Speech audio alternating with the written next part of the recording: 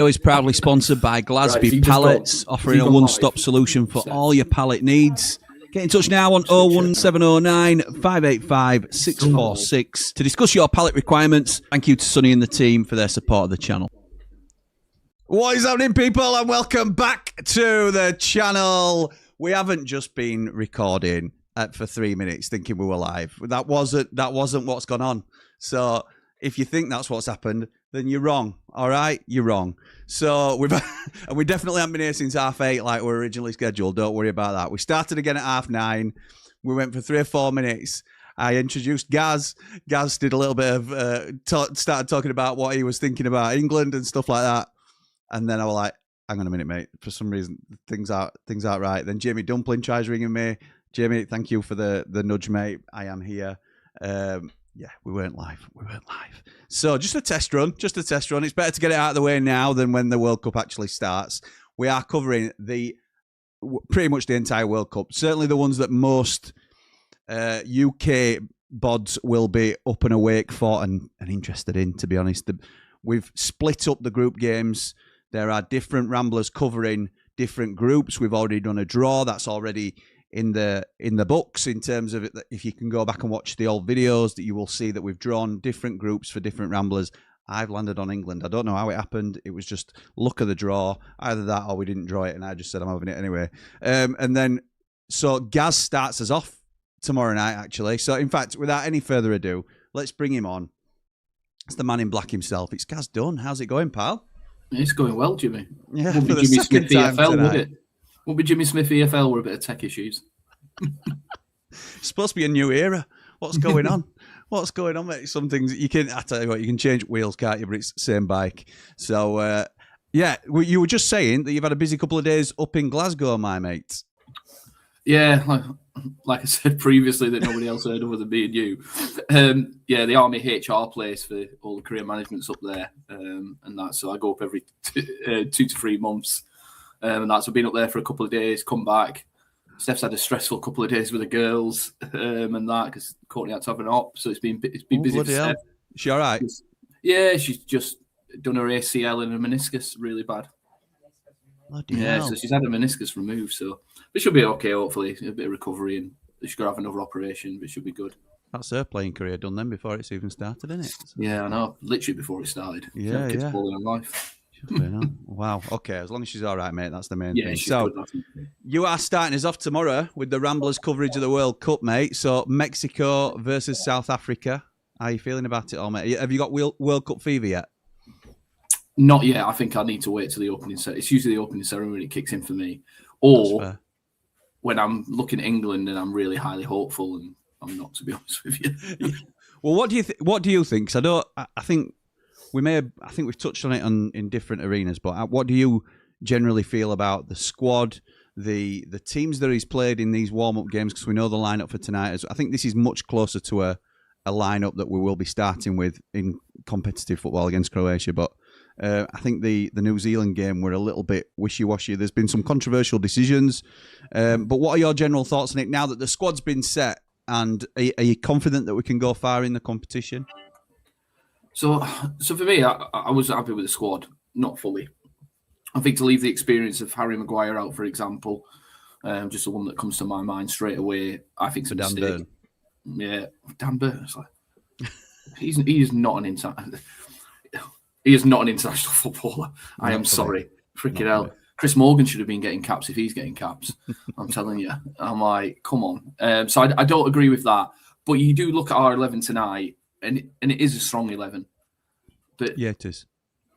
It's like every tournament. We always get our hopes up, and we just seem... We keep saying it's coming home, it's coming home. We've been saying that for 60-odd years, and it never seems to come. 60 years now, isn't it? 60 years. Ian were reminding us the other day in chat. And I think Gareth did really well when he was in charge from where he brought them. And those that haven't watched it, go and watch that Dear England. A plug for BBC there. It's a really good watch if you haven't watched it. And I think he did really well and really brought it on. But still just that point, it comes to final tournaments. And I don't see us making the semi-finals, personally. Interesting. I think is it the quarters that we could meet Brazil if they win their group and we win ours? I think so. It is, That yeah. And then we got Germany and potentially Germany and somebody else. I can't remember the other loads team. of connotations in there. My dad made me buy him. My dad's been away, so I couldn't get one himself. So he asked me to get him one of them wall charts that were in Sunday Mail. So he'll be planning all routes that we could do and stuff like that. But I ain't done it myself yet. Even though we did a proper football episode where we've sort of predicted the World Cup. It's just ludicrous because them two lads don't know what they're talking about. They've got the wrong teams in the wrong orders, so it doesn't tell you a true path, I don't think. So you have to go watch that proper football episode, see what you think. So, little bit of a peel back the curtain moment. We mentioned this against New Zealand. Stream Builder, the software that we use to get all the data and stuff like that for the games that we watch. So it pulls through the data for the England side, it pulls through the scoreboard and the live results and everything. Well, it's not set up for friendly matches, so I've had to manually input the teams, the lineups, and I say lineups, and then I have to pull the S back away because I know the Costa Rica lineup because it's listed, and obviously they're ready to play against England right now, but Stream Builder do not have the full squad for Costa Rica, and one of the starting 11 is not listed to be able to put him on the pitch. So I can only show you the England lineup because otherwise it'll look like we're playing against 10 players. So there you go. These are some of the issues I'm dealing with. I'm also going to be manually on this clock, Gaz, tonight, like I was for New Zealand. I know what I'm doing with it now, I think. And even if I don't, I know how to catch up with myself. So we're good. We're all right. We're okay with this. One of them, innit? You just roll with the punches. We are doing what we're doing. So let me quickly jump into some comments and see what people are saying. Delay until 10 p.m, says Ramaman, who actually put that in around 8:30. We're about to go live. Me and Gaz were here at 8:30. We're about to go live, and Ramaman put this comment in before I'd seen it. So we like to go half an hour before the stream, before kickoff, just to have a little bit of a build-up and then go straight into the game. And Ramaman put this in, and I thought, nobody wants to hear us talk for an hour and a half before the game. So we reconvened. And if I hadn't seen that, we were just about to press record. If I hadn't seen that delay till 10 p.m, we would have been here for an hour and a half, Gaz, potentially. So thanks to Ramaman, we weren't. So there you go. I thought you forgot you weren't live, says Jamie Dumpling. Don't know what you mean. Don't know what you mean. No. Did the phone call help? I just twigged as you rang, to be fair, but always appreciate people giving me a nudge and letting me know. Callum just laughing at us. Thank you, Callum. Sam says, do you think the delay will affect the performance? No, I don't, Sam, to be honest, because it's not, for us, it's a 10 o'clock kickoff. For them, it's a 5 p.m. kickoff rather than a 4 p.m. kickoff. So it might even, if you're going to go by the small margins, it might have cooled down a touch. And that's a very fine margin, but it might have cooled down a touch. So it might suit us a touch better. But nothing major, I don't think. Ian says, evening, Jimmy and Gaz. I like Tuchel's attitude in that he prepares them for what might happen in the tournament, and there'll be no excuses. Seems very focused. What's your thoughts on Thomas Tuchel, Gaz? He's very meticulous, isn't he? Meticulous, should I say? Yeah, he is. He really goes into the extra, the finer details of everything. Yeah, literally minute by minute, everything like that. He is focused. I agree with Ian there. Really focused. You can see it. He's got a plan. The only thing I would say is the players know what the connotations are. Everyone knows when you take a penalty, there's a chance we're going to lose, and there's a chance that one of them players is going to miss a penalty, for example. Yeah. Change the outcome. Doesn't change. It's just how do you deal with that pressure of knowing you may miss a game. That's the thing. And I like what he's brought in on that side. Like I said previously, the way Gareth did it previously, I thought was really good, where he brought in and looked at it from a psychological point of view. I think that is massive now in the modern game because we just need to get over that hurdle. The thing for me is, openly and honestly, you look at the talent coming through, you look at the talent we've got individually, you look at it that way, we are one of the best teams in the world. When you look at our individual players, we've got the best league in the world. And yeah, there's a lot of foreign players. But I generally believe if we finally do get over the hurdle, whenever that is, whether that should have been 10 years ago, maybe in 10 years' time, I think once you get over that, there's no reason why an England team can't win 2 or 3 tournaments. I agree in principle. I think that as a Sheffield United, for those that aren't aware, we're both Sheffield United fans as well. I am born into high expectations and major disappointments. So I have spent my footballing life getting excited for what could be and then disappointed by what actually is on most occasions. I feel that's the same with England. I think they sort of lure you into it's.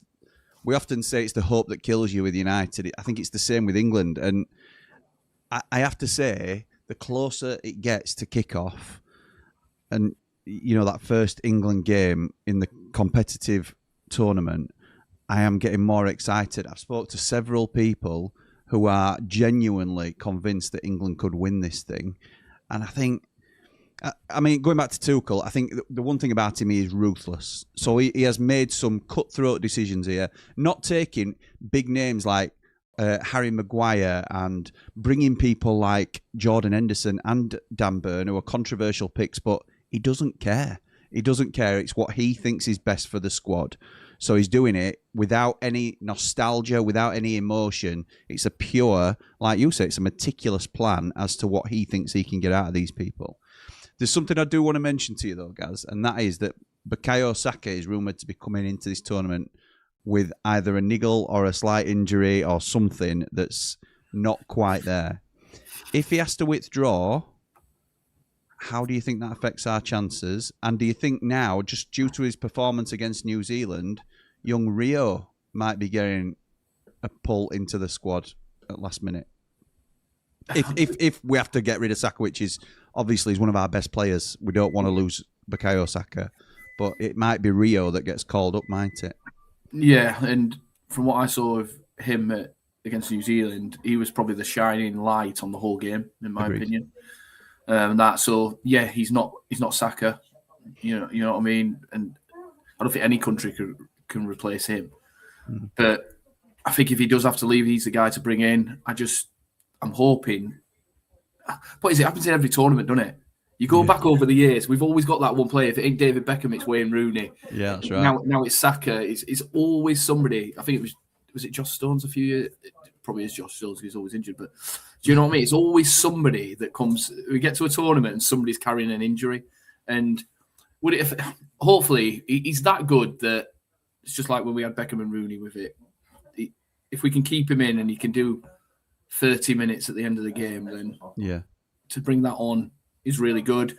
But do we give a chance to somebody else? That's the question, I think, if he's not fully fit. Okay, good shout. So just to remind everybody, if they can't already see what's on screen, if you might be listening back on an audio podcast because we are available on Spotify. But Jordan Pickford starts in goal for England, so he will be our number one at the tournament. This is what I think is very close to our starting lineup now.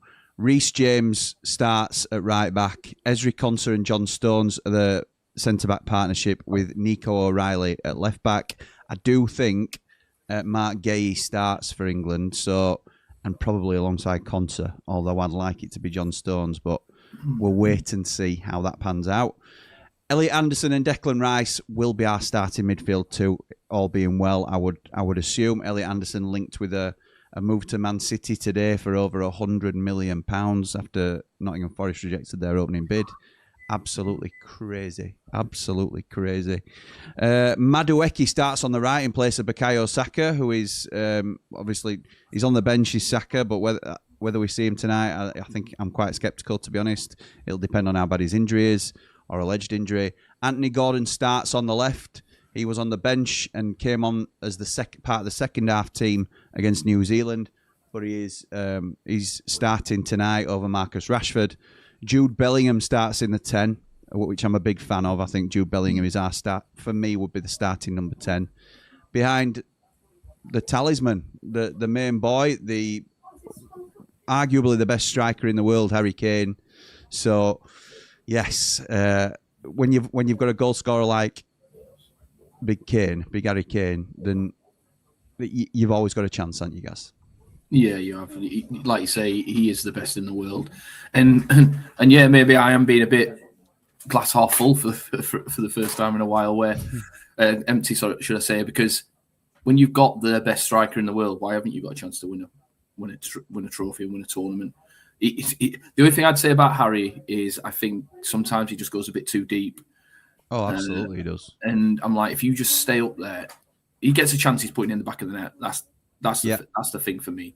I don't know what his strike ratio is, but it is high for England. So you've got something like Harry Kane, you've got a chance on you. It's incredible, mate. And you saw about goalie just how that was the one bit of class. I thought the goal against New Zealand the other day, and it was Harry Kane again who was the difference. So Callum corrects me by saying Mexico rather than Mexico. Yeah, that's fair. Costa Rica are dangerous, says Wagme. Okay. I'm not convinced, to be honest. I would like to say we beat Costa Rica tonight. I think we should be beating them, and I am expecting to beat them. But after watching how pretty toothless we were against New Zealand, I'm not expecting us to be putting performance and result first. I think it will be a fitness. You'll see a bit more cohesion now because we're closer to a first 11. I'd like to see that, but I'm not optimistic that we'll see that until the Croatia game, if I'm honest, where we go a little bit like out of second gear, should we say. Is the match getting cancelled, says Hardolf. No, mate, we're kicking off at 10 o'clock, so it's kicking off in 10 minutes. Jamie Dumpling says Saka could pull out because of an injury he's had since April and played through it since. Arsenal will be wanting him to pull out, then I would have thought, selfishly, because you would if he was your player.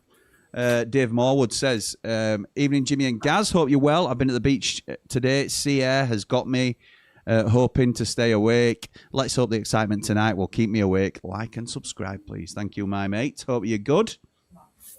How hyped would you be if you weren't in the World Cup? How hyped would you be if you weren't in the World Cup? No, you wouldn't be hyped at all, would you? Everybody wants to be involved. I remember it being when I was a young lad in '94 when we weren't in it. I was like, I know. I probably won't even take that much of an interest until the later rounds.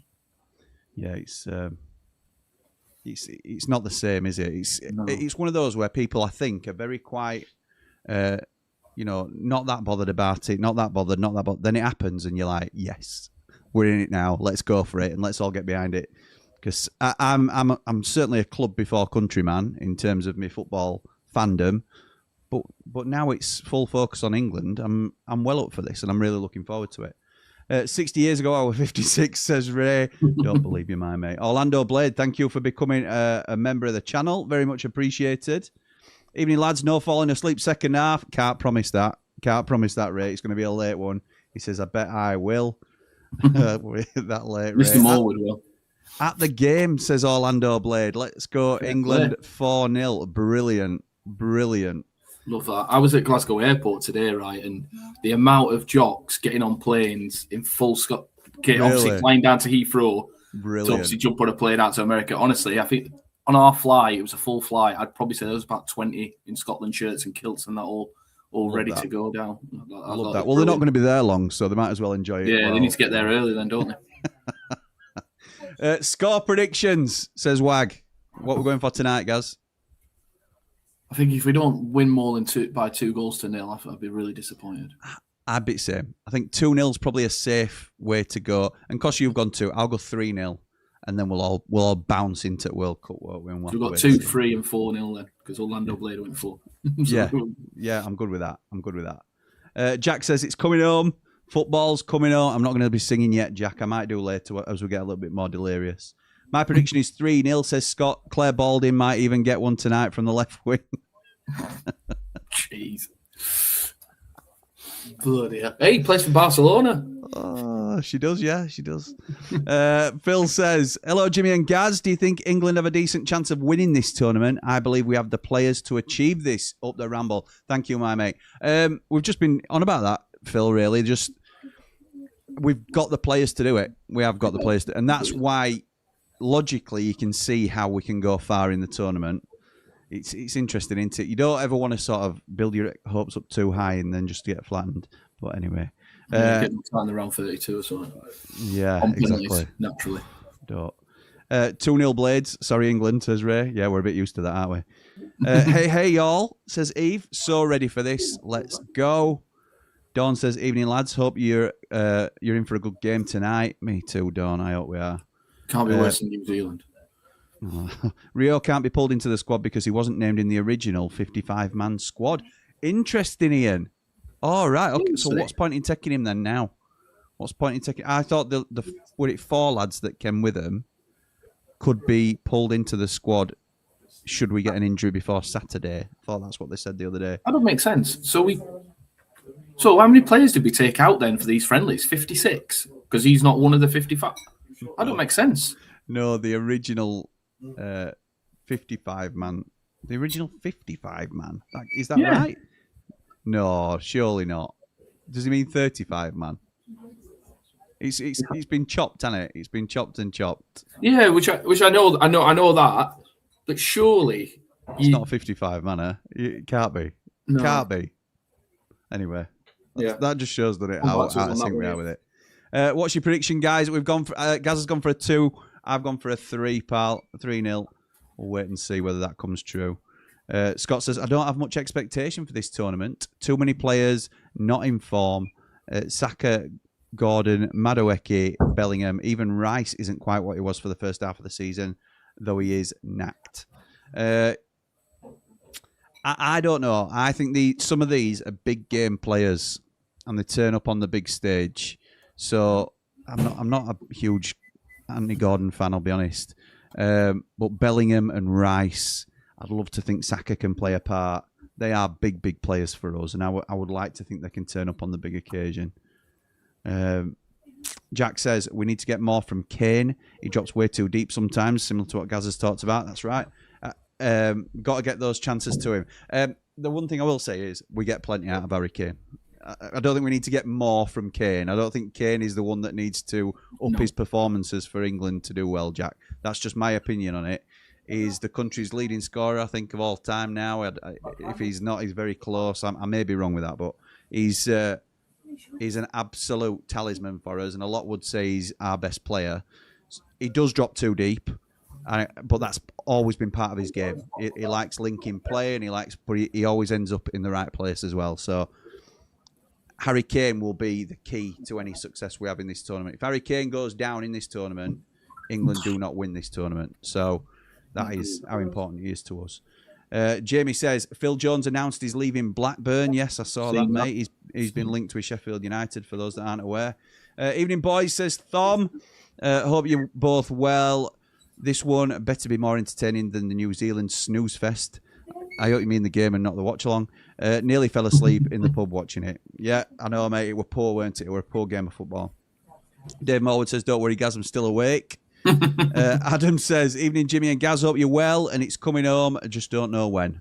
Yeah, can't tell you which year either, Adam, to be fair. Batman says, close to the starting 11 tonight. Saka's situation is concerning. When you've left Palmer and Rio at home, you just hope they can build him up, says Lou. Yeah, I'm amazed Man Mountain wasn't selected after seeing Maguire was left out. Imagine he was still sat on the plane next to them, though. Kane dropping is one of his strengths, and I think at times it's deliberate to pull defenders about and having wide men cut in and run beyond him up the ramble. Top man, mate. Top man. Mark Meldrew says, 10 p.m. kickoff. Nah, I'm off to bed, Jim and Gaz. Unbelievable, Meldrew. Unbelievable. Ray says, interesting. Jamie Dumpling, is he Blades bound? I think he might be.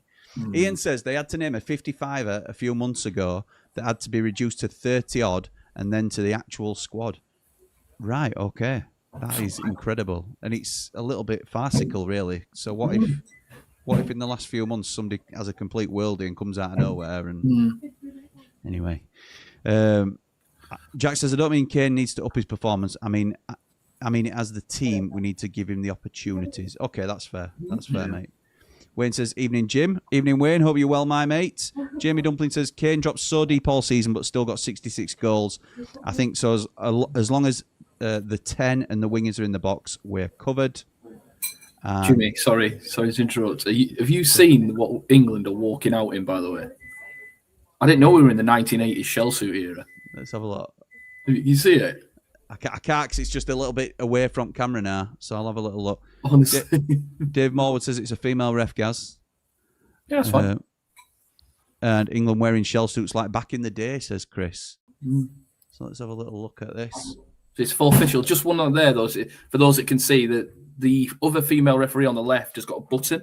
If you notice, she's fourth official tonight, and that's her button. So obviously, when she's talking to the managers, the referee and the 2 assistants don't want to be hearing it.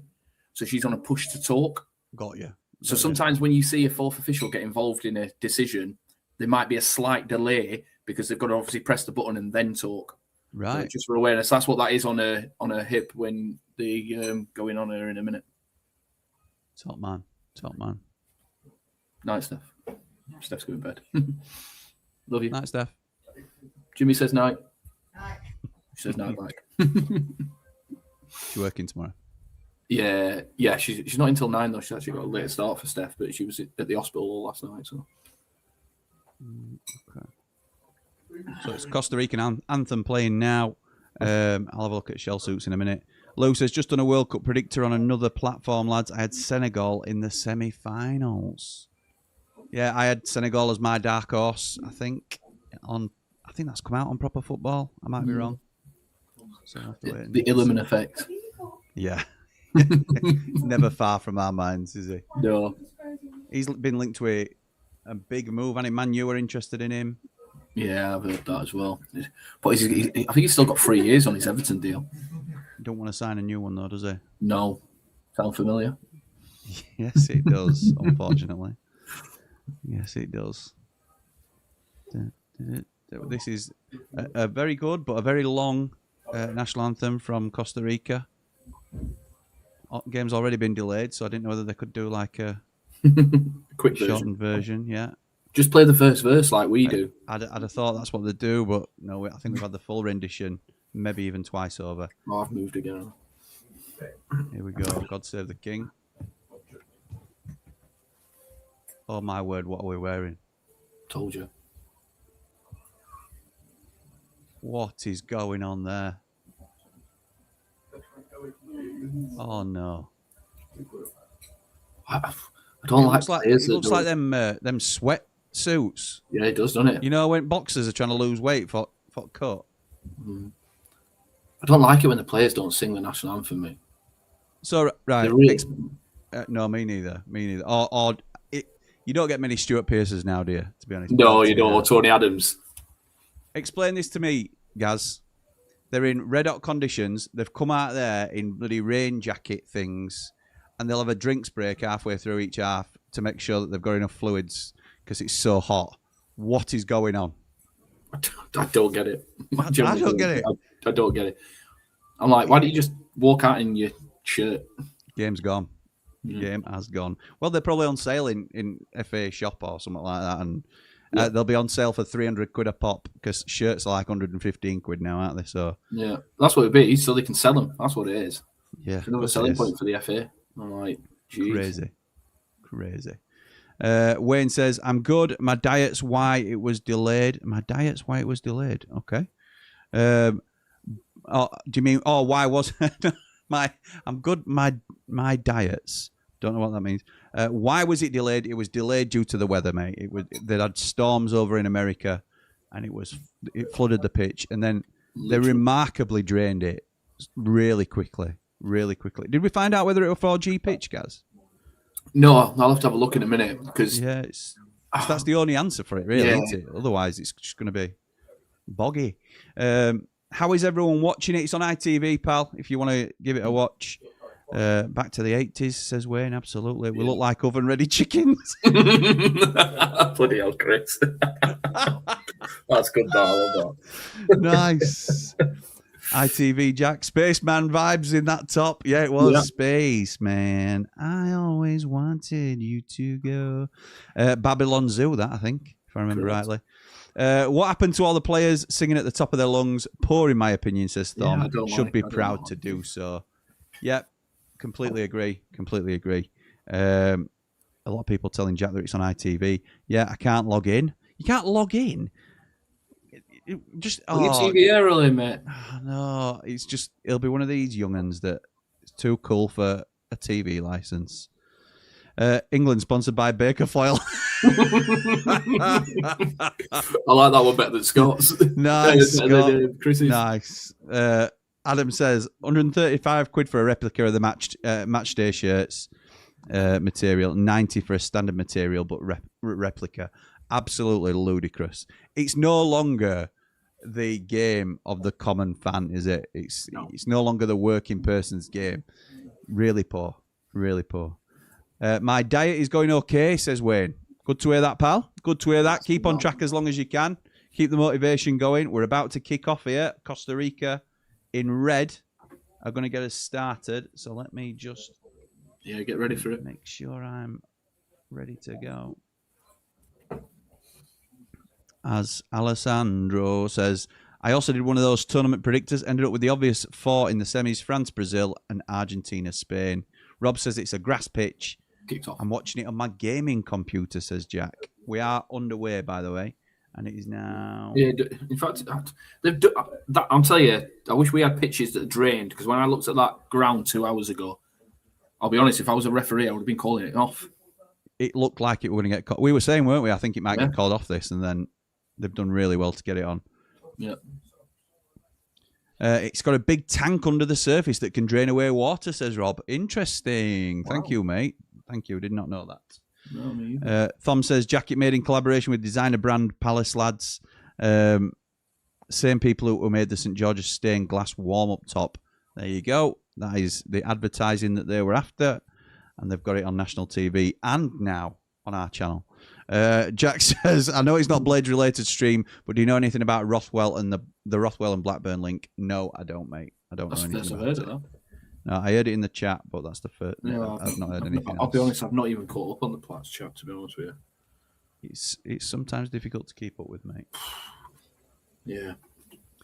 Okay, so Reece James commits a foul. It's going to be a free kick to Costa Rica. Oh, yeah. Oh, yeah. All right, fair one. Not once, twice, 3 times. For those that aren't aware, and I'm sure you all are by now, Gaz is a qualified referee and still reffing today. So he often gives his view on thought process and things like that in terms of the refs. And I'm looking forward to next season getting going with. We're going to have a show out with mate where we discuss controversial decisions throughout the week in the EFL and stuff like that. But it's always great to have you on these streams, pal, because it's good to get that insight, really. And rumours that you might be thinking of starting a referee channel. Is that something that might be? Yeah, some of them rumours might be true, yeah. Interesting. I've got a name, referee, ref and VAR is what I'm going to call it. But I've not done anything yet. I need to spend some time and build it and come up with schedules and all that. Build the ref and they will come. That's the plan. Something like that. That is very true. But yeah, no, I'm looking forward to it. I enjoy doing this with you. And like I say, we'll have our show and then, yeah, just something on the other side. Nice, mate. Nice. I like that. Ugaldi has just committed a foul on... it's Elliot Anderson. I thought it was John Stones, but it's not. That's a cheeky one, that. It is a cheeky one. He just a little late bump into him. He's their number 9 and probably most recognised player. Yeah. Who's he play for? Spartak Moscow, was it? Yeah, Spartak Moscow, yeah. I was looking at the team earlier. They've got a couple for... I think they've got one lad for Sturm Graz. They've got one in Latvia at Riga FC. But yeah, majority, yeah. You're struggling to recognise them, to be honest with you. And we've got to be... But then again, I thought this was against New Zealand. We've got to be putting teams like this to bed, especially with the team we've got out tonight. I know. I can buy into it being a warm-up to some degree, but you have to still show your level, don't you? It can't just be a training game, because otherwise what's the point? Yeah, you may do this in training. Yeah. But I think we have got a I do believe we've got a behind closed door game, haven't we? Oh, have we? I'm pretty sure I read that because it was on the... Oh, God, I hope this game's not going to be like this, stop-start. Yeah, pretty sure because they were on about it. If this gets called off, it'd be like, oh, yeah, we've got a behind closed door. I'm pretty certain. All right, okay. I'd have to go through Sky Sports again. Because, tournament starts tomorrow. So... Yeah, but we're not playing till when do we play? Next Wednesday? We're not playing for a week today before we play. True. Is it Wednesday? Is that next? Yeah, it's next Wednesday, our game. Because I'm doing that game, so I should know, really. Yeah, well, that's what happens when you pick your own team, isn't it? Yes, it is. Oh, I'm recording proper football that day as well. Oh, yeah. Just have a look. Right, kick-off delayed. I'm pretty sure I read something about two. Yeah, you're right. I'm just reading. Haven't you started either the Jupiter except about with none of the 4 youngsters brought along to make up numbers? Oh, yeah, that's a good point, yeah. None of the youngsters are on. How do you mean? So all them that aren't in the squad aren't on the bench tonight like they were the other day. Oh, right, yeah. So this is like the squad, isn't it, essentially? Yeah. It's because the Arsenal boys are back into it. Yeah. Or they've landed. Yeah. I can't find it now. I'm 90% certain I read it somewhere. Don't worry. I know you might be getting... Sheffield United are playing... Oh, hang on. Oh! Bellingham! So close. Is it going to be a corner? He wants a corner. Yep, it's there. So it's good play on the left-hand side. Bellingham just takes it, spins his man, and it's a shot on target that gets a deflection from edge of box. Could have gone anywhere. It's just wide of the far post for a corner. Nice one, Judy boy. He is a talent, that's for sure. He's my preferred number 10. I know people are rightly stating that he hasn't had the best of seasons and all this sort of thing. Morgan Rogers looks like he might be favoured by Tuchel because of the amount of times he's played, but Jude Bellingham's a class act. Yeah. Here we go. We stopped it again for something here. Yeah. What are the new rules for corners and stuff like that, Gaz? Do you know? So I'll find out more on Sunday. Right. Okay. For definite, how it's going to be monitored and that. But yeah, 5 seconds to get the ball into play. And it's the same with subs as well. So subs, they've got 30 seconds. Yeah, 5 seconds to get into play. And that. Oh. I think you're a touch in front of me, but Madueke went down. Yeah, so subs as well. If they're not off in 30 seconds, that player that's coming on cannot come on for another minute. Yes, I saw that. That's incredible. That's another one. So yeah, is there anything being trialled at the World Cup that we need to be aware of in terms of rules? Yeah, all them are in. Oh, are they? Right. Okay. Yeah. Like I say, I need to brush it. I'll be honest. I've not had a chance to sit down and go through them all yet. But there is quite a few stuff like that. It's more about keeping the. Oh, nice play from England. Anthony Gordon into the box. Harry Kane just can't quite get there. Left move. But that was lovely between Rice and Gordon there. Little back heel from Declan Rice. He's a class act. Yeah, he is. Absolute class. But yeah, the other one, there's quite a few. There's quite a few. Mate. No, sorry, I interrupted you then. It's like the goalkeeper, when the goalkeeper goes down next season, there's talk now that you won't be able to go across the touchline unless you get a caution. Yes. Yeah. There's quite a few. Here comes O'Reilly, crossed into the box. It's not well cleared. Reece James out to Declan Rice, crosses it in to the far post. Madueke collects in the box. He tries to spin. Can he keep it in? He just about does. Anderson crosses it in. Oh, Kane wants a penalty. He went down pretty easily. Ref says no. There is VAR in the game. He was definitely looking for it. Right. Jeez. And now there's a... Ridiculous. Looked like Costa Rica were playing for a foul as well then, and both players quickly got up when they realised nothing were happening. England coming again down right-hand side now. Reece James, Bellingham and Madueke got a nice little triangle going on this right-hand side. Back down over on left now. They switch it back to Anderson. Who goes wide to Madueke. Inside to Bellingham. Back to Madueke. Back to Bellingham. This is better than the other night already. Yeah, it is. Elliot Anderson. Back to Bellingham. There's a little bit more urgency about the play, which is good to see. A bit more sip, a bit more pace in it. Yeah, there is. Anthony Gordon beats his man. Get in. Into the box. Shot from Rice. Get in! Anthony Gordon did really well there. 1-0 England. In a minute, I'm going to pause this, Jimmy, because I'm about 5 seconds in front of you. Yeah. Okay, mate. I'm on 9. You get ready. 14, 15. In fact, I'm banging in line with our clock. Oh, yeah. Yeah. Right. Well done, Declan Rice. Well done, Anthony Gordon. That was a lovely play from England, that. We started really well. Yeah. Keeper got to do better there, hasn't he? Yeah, Lee Dixon's right there. It's pace from a standing start. He's absolutely left his man for dust, as Gordon. Done really well. That goalkeeper can't dive left. He can't get his arm over. Watch this. It's really poor, isn't it, from goalkeeper? I've never seen a goalkeeper at that level. That's like... There was no stretch, really, was there? No, there's no arm coming over the top. He's just gone, yeah. That's really poor. It's a neat little finish from Declan Rice as well with his left foot.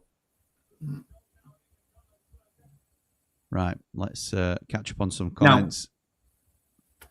Oh, are we good? Yeah. I was nice I was telling them to pause, so I'm on 10, 11. We're pretty much there. Cool. Has a big tank under the... Oh, yeah, we read that. Yeah. Where were we? Rob says he hopes you bring your whistle and your flag to the new channel. I don't think it's like a cosplay thing, Rob. I think it's more like, it's, there'll be no dressing up. I hate fancy dress at the best of times, and I'll summer balls like that. I'm like, don't want to go. Listen, if it was cheaper than Hamer's, so the missus ain't mad at me, and yes, I did buy one, and it's really poor. It's become a luxury at best. It's worse a rich man's game. Yeah, absolutely, Adam. I agree with that. Hi, guys, says Dammy's Door. Hiya, pal. We play next year. How bad does the pitch look, says Alessandro. Some friendlies played in America recently. It looked like we've been played on crap and recently laid artificial pitches. Yeah. Well, it's due to the weather that we've suffered into it. Madueke again coming down this right hand side. And he went down. I'm not sure there's enough in it to give it, but not for me. Oh, it's unlucky. That's even more unlucky. Yeah, Madueke ricochets into Bellingham when he kept the ball in play, unfortunately. We have got a behind closed doors game, says Scott. Yeah, it's again. I've just checked. Miami United. All right, okay, nice. Yeah. On the 17th. Oh, that's the 17th when we start into, yeah. Yeah. Reactions to McKenna leaving Ipswich. Shocked. I was shocked. My immediate thoughts were he's going to Fulham. And it's not. It's to take time out with his family, isn't it? Dave Moore will put that in our chat, to be fair, that it's to take time out with his family. So, yeah, it's... Ronnie says pitch looks shocking. It does, yeah. It's chopping up already. Just going back to the McKenna one, it's like there's an Ipswich now going into the Premier League, and we're now in June. Yeah. Season starts in 8 weeks. They've got no manager. What's their recruitment plan and everything like that? It's not crazy. Ideal, that. It's crazy. I mean, I think they'll look at somebody like Liam Rossini. That's what I put on X anyway. But there's talk of Gary O'Neill being touted as well. I don't think that'll particularly excite many of them. No. But we'll have to wait and see. But like it's same as Burnley. Burnley fans have got to be concerned. We're going into the season. We no manager yet. How can you be so... They've known it's going to happen for so long. Just seems like a little bit unorganised to me, and time's ticking. There's a few clubs like that, though, going into the season with new managers or not appointed managers yet. You know what I mean? Fulham. Has Bournemouth announced theirs yet? Yeah, they've announced replacement, yeah. They announced it as soon as Iraola's... I don't think he's in yet officially, but they'd sort of lined it up as soon as they knew Iraola were leaving him. Gordon again on left-hand side. Fires it straight at the keeper. That keeper is dodgy. Has it gone out? It's a corner, yeah. He couldn't keep... he looks well dodged, doesn't he, this keeper? Yeah. I'd tell you, every corner on top of him. So that were a ball brought back across goal from Gordon, smashed it straight at the keeper, basically. Could have got it away from the keeper, but it's ricocheted off him. He couldn't keep it in, and it's gone out for a corner. So, Rice to take then. Right-footed in-swinger. Left arm in air, and the ref again calls for breaking play. It's the lad who's marking Harry Kane. Same guy as well. Yeah. She's speaking to the same guy. He's got a Robbie Fowler nose plaster on, a black one. And straight away, he puts his arms around Harry Kane again straight away. Crazy, isn't it? She'll give a pen, and then people start paying attention. There goes Kane with a header. Oh, I thought it were in that.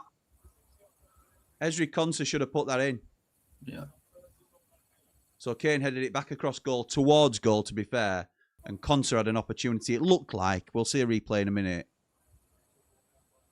It looked like Konsa had a chance to nod towards goal, but Kane knocks it back across. Yeah, it's just a bit scrappy, really. Rob says the pitch had loads of water on it, Ronnie. Noah's Ark could have floated on it. Yeah, it were absolutely, it were a river. England are playing one more warm-up game against Miami United behind closed doors. Thank you, Ian. Yeah. Thom says playing against Miami United behind closed doors, not a full match, just small games. Are we playing a behind closed doors game? Guess. I don't know. Thank you. Sirkin playing. And his twins. Yeah, Merkin, not Sirkin. Dennis Sirkin's the one we want. Yeah, that's why I keep remembering. You got Dennis Sirkin on brain. John Stones played 9 times for City. This is his 4th for England this season. I know. I do like John Stones, though. I think he's a classy operator. I do as well. Hello, Jimmy and Gaz. I wonder how well the players cope with the heat over there, says Phil. That could be something for the England manager to think about up the Ramble. Yes, it could, mate. Honestly, it takes... All it is just having time to acclimatise. You adapt, especially when you're fit individuals, you adapt quite quick. As long as you're a fit individual and you have time to acclimatise, you'll be fine. Honestly. You'd be right. Really like that as a rule. Goalkeepers going down, players not allowed to the technical box. And looking positive so far, says Jack. Then everybody is cheered for the goal, including Lou saying, Rice, baby.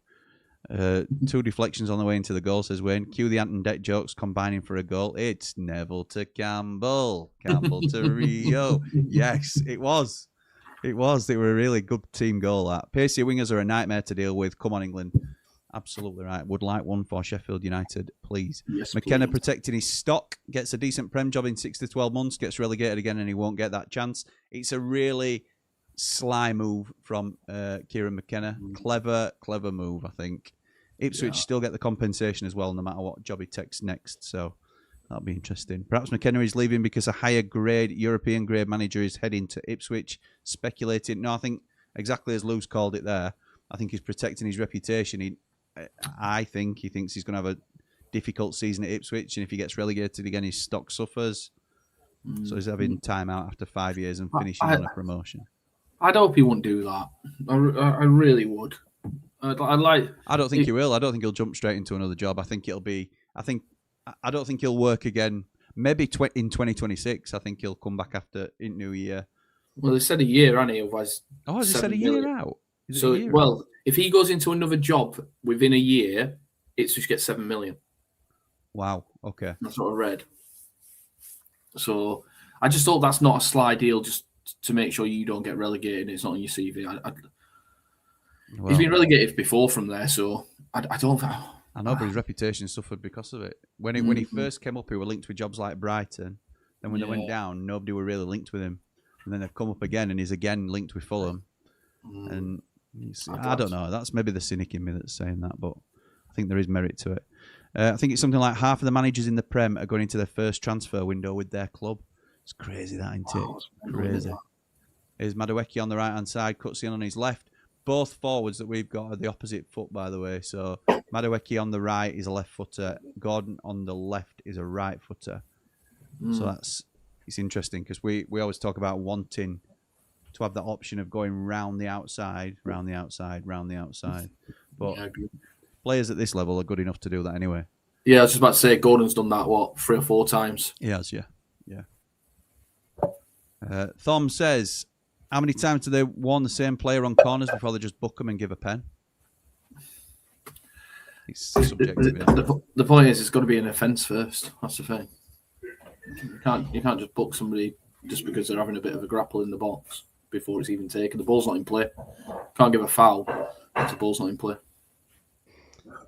Jack says, surely she's warned them and they do it again. It should be a pen. Possibly.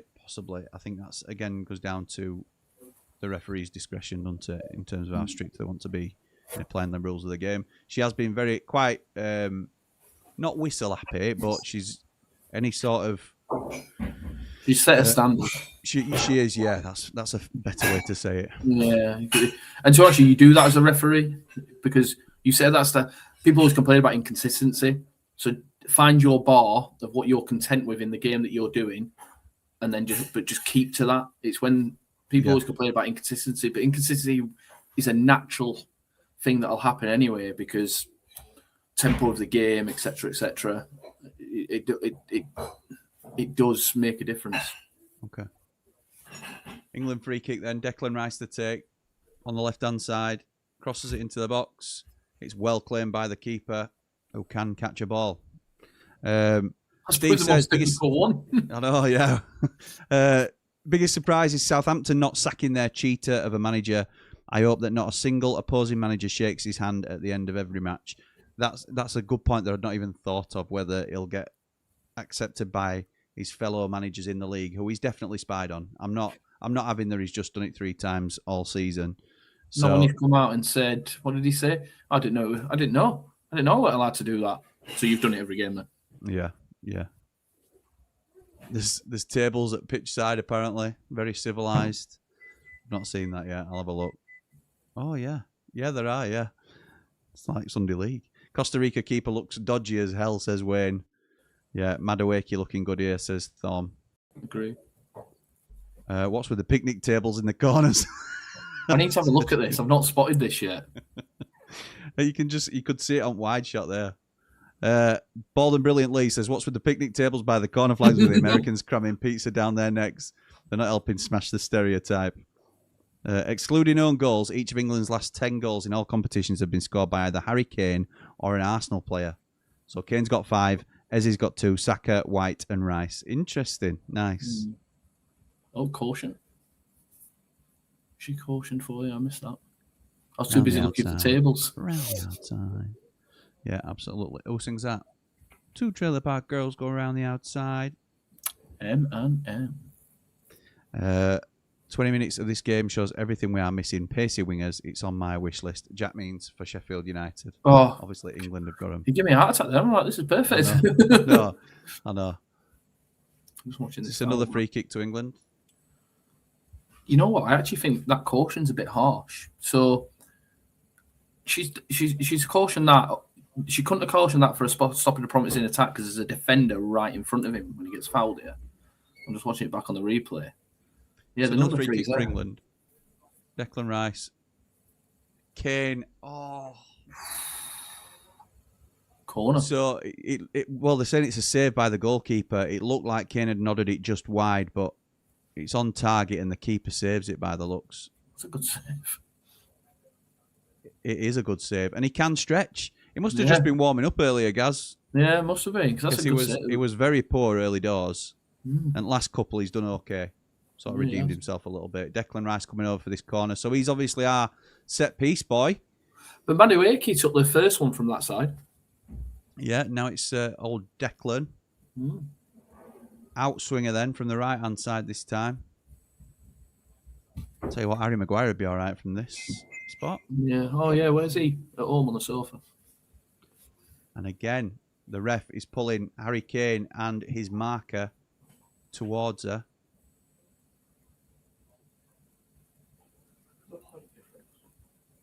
Setting that standard.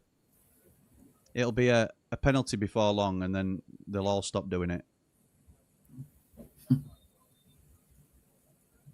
Okay, Declan Rice with the corner. Pulls his shorts up. Shows off his thighs. Puts his left arm in air. Low ball, fired in.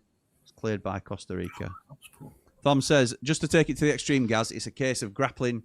If it's a case of grappling when the ball isn't in play, isn't classed as a foul, before you kick off, if you just stick the nut on someone, do you just play on? That's different.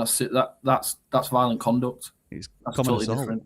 So a red card when the ball is in play in the attempt to make a tackle is serious foul play. If you just stick the nut on somebody, that's violent conduct. It's totally different. Nice. And does violent conduct carry a discretionable penalty as well? So yeah, like, it's 3 games for a straight red in play, isn't it? But yeah, if you stick the nut on somebody, you're probably going to get an extended ban. Yeah. to use Thompson. Reece James slides in Elliot Anderson. Whipped across goal, but it's cleared by Costa Rica. Shot by Madueke, and it's palmed out for another corner to England. The one thing I've noticed watching these two games, right? Referee proximity. You can tell that some of these officials haven't officiated the high standard of international football. And that's she was in the way there. Yeah, she's in the way there. Yeah, she was in the way, wasn't she? Yeah, you saw it replay. And don't get me wrong, we've all been there, by the way, getting in the wrong place, the wrong time. You can get it. I've just noticed it happens so much. And maybe it's because everyone complains about our standards of referees in the English game. And when you look at this, from what I've seen so far, you don't realise how good our referees actually are. So it's Nico O'Reilly headed that ball, but it was going wide. We've recovered it. Came with a shot, and it's scooped up, and it's a Simonson style shot for all you Sheffield United. Oh, jeez. I thought you clipped that off. It was that bad. I thought he was a corner and got a deflection. Bad connection from the captain. I've just looked at that Johnson yellow card back, and I think it's a bit harsh as well. Okay. I can see it. I think the referee thinks that there's stopping a promising attack. Maybe the only thing maybe is now we're having this water break. Maybe it's because of continuous fouls. There was 2 or 3 fouls out there. Possibly, yeah. So if it's for that, as a referee, it can be hard to spot when you give it. She gave 5, 6, 7 fouls in the first 10 minutes. To then be able to track which players have done that. If she's gone back and done that, that's good refereeing. If she's done it for continuous. Showing you goal now. Yeah, good goal. Good goal. Good goal.